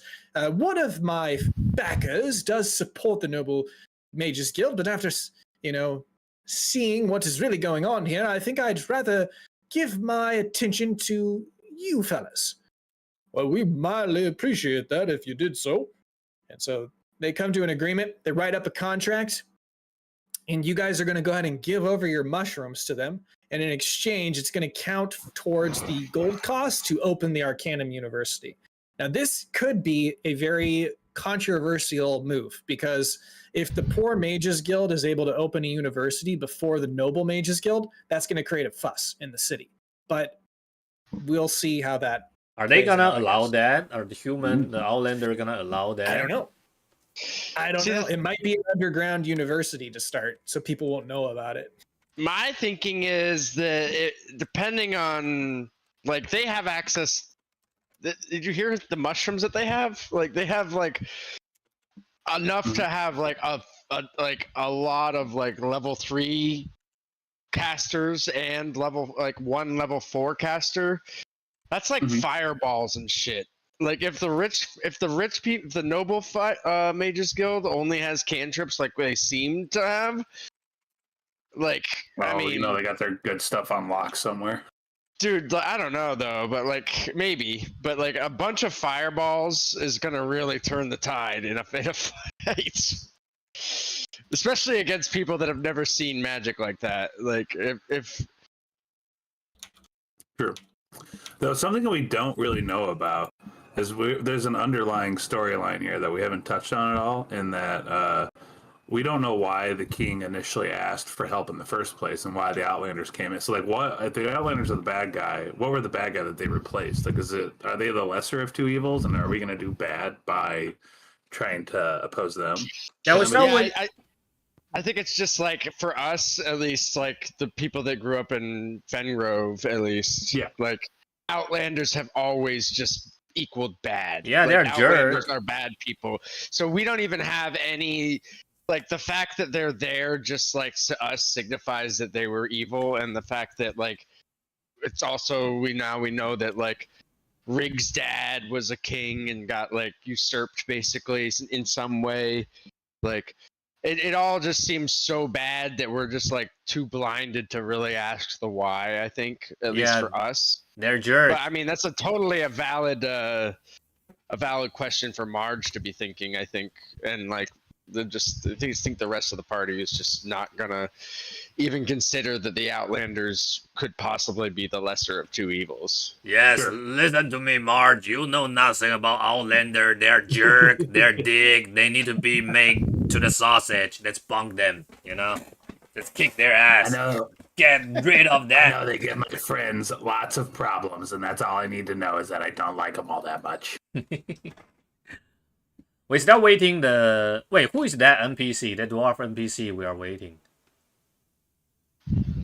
Oh, that is Rig's father's friend. He's like 225 years old. He's been in the city since the overtaking or the usurping of Rig's father. How long actually does that thing happen? The city got taken by the Outlander. That was 200-ish. Well, so no, it'd be like 150 years, 125 years probably. Is that right? Yeah, it's however old Rig is, basically, because his parents fled with him as a baby. Yeah. Or maybe slightly before, maybe he was born out in the woods. Rig doesn't know. Before we flip back, can we just, heck, how much gold was that I donated in the mushrooms? Just so, I'm just curious how close I am to the 5K goal I'm trying to reach. Sure. So I just wrote it out in the chat. So the first one is the blue buffalo caps is 100. I'm gonna let you do the math. I'll tell you the numbers. Wait, that's 100 per cap. But that's what they have, not what I'm giving them. I'm sorry. You're right. I don't know why I did that. Tell me how many. Here, I'll tell you what. I'm gonna write them out because it'll be simpler that way. I don't know why I just did that. I'm getting tired, I guess. Do you want me to write them out because I have the information in front of me? If you have it, yeah. So blue buffalo caps are going to be 100 gold pieces per cap. Tamp caps are going to be 200 gold pieces per cap. Okay. Samu caps are 300. I'm seeing a pattern.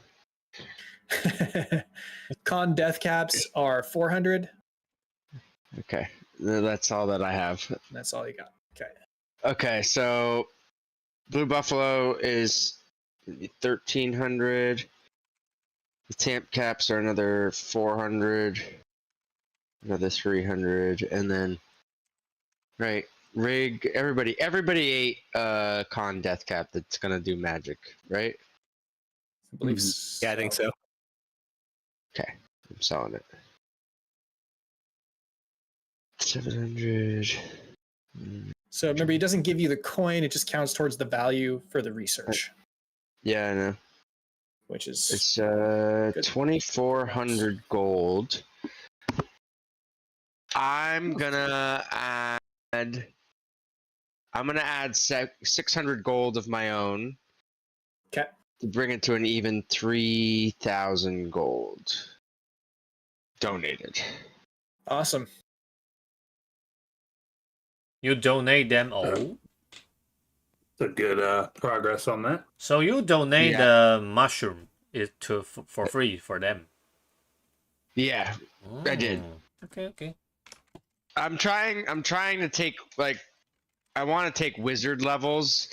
I'm cool with my next level being a rogue level at level 5, but after that, I really want to take wizard levels for the next 6 levels. And the only way I can do that is by investing 5,000 gold into this, which will have other benefits as well, but it'll also unlock the wizard class. So that's basically what I'm trying to do. I'm going to say that Dongon puts his hand on your shoulder, Kamaji, and he says, may I speak with you over here in the corner, please? Yes. I just wanted to apologize. I realized that I'd been doing business with the wrong side of town, and I feel a bit ashamed by it. I hope you will forgive me. And I do hope that we'll have a long-standing business relationship with this Hammercast Mages Guild, which is obviously the better choice. I do want to say that I really did enjoy traveling with you through the Underearth. It's quite an adventure we had, and I think it's a bit sad to part ways, but I think it might be best if I stay here in this Mages Guild, just to make sure that everyone's safe, and I'm also quite curious about studying the more complexities of these caps.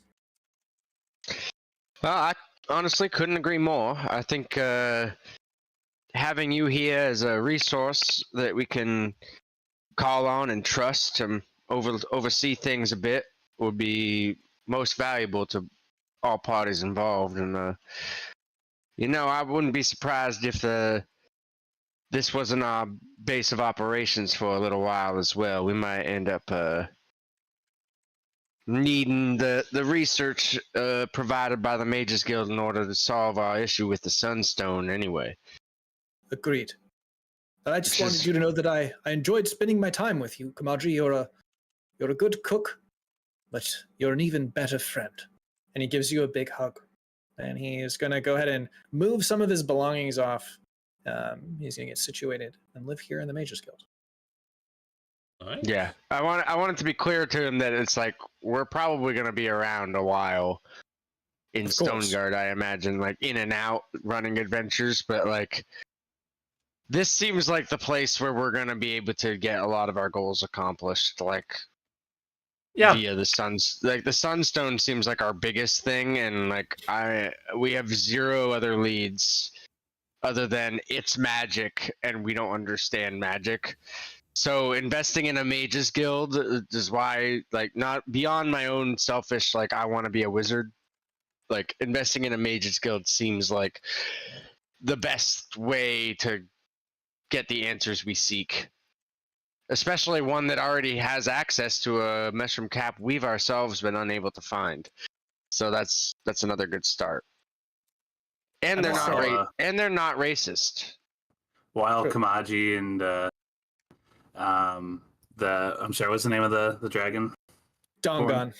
While Kamaji and Dongon are having their like moment, like their nice sentimental moment, like corner, Mario's just like standing over there talking to the other guy. So, Mages Guild, huh? That sounds like fun. No, not really for me. I have my own thing going on, but that's cool. You guys do you. This looks great. Yeah. Mm-hmm. Just making like really nonsensical small talk. He's just kind of saying, "Yep, we like magic around here." He doesn't have too much to say. Like awkward, right? And Marge doesn't either. He's fiddling his thumbs. Right. So, yeah, you guys do like the studying thing. That's cool. Wait. Not I do like it. Can we? Okay. Yeah. So can we have any help from here to for the wait, for the Great Dwarf underground? There is Maybe. the dwarves in Hammercast Mages Guild do have a contact from the Underearth, but it's a very long journey to get back there. It's like 4 or 5 days, I guess. And they probably don't have army, right? They got like slaved by the Outlander. Who doesn't have army? The dwarves in Stoneguard? Yeah, they don't have an army. So how can they help? You're like, well, like you're basically getting into a resistance group. So like an underground resistance movement that's hoping to eventually overthrow the Outlanders that are leading the government in Stoneguard. Resistance group, like the resistance. Yeah. Fighting the government. Yep, you got it.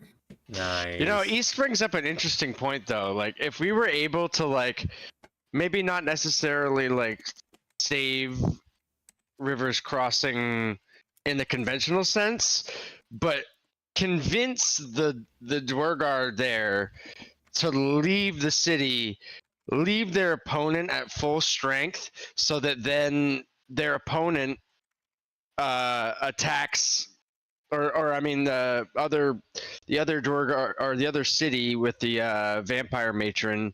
What's that city called again? The Whirlpool Viln. City. Yeah, just call it Viln. It's fine. Viln.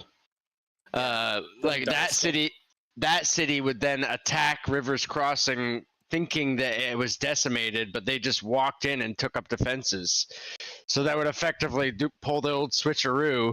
Meanwhile, they just steal all the mushrooms from their last spot, help this resistance group take back Stoneguard, and then just like have the Durgar and the above surface dwarves living together in Stoneguard, and then eventually coming back to power and then taking back their city at Rivers Crossing as one. I think you guys should write.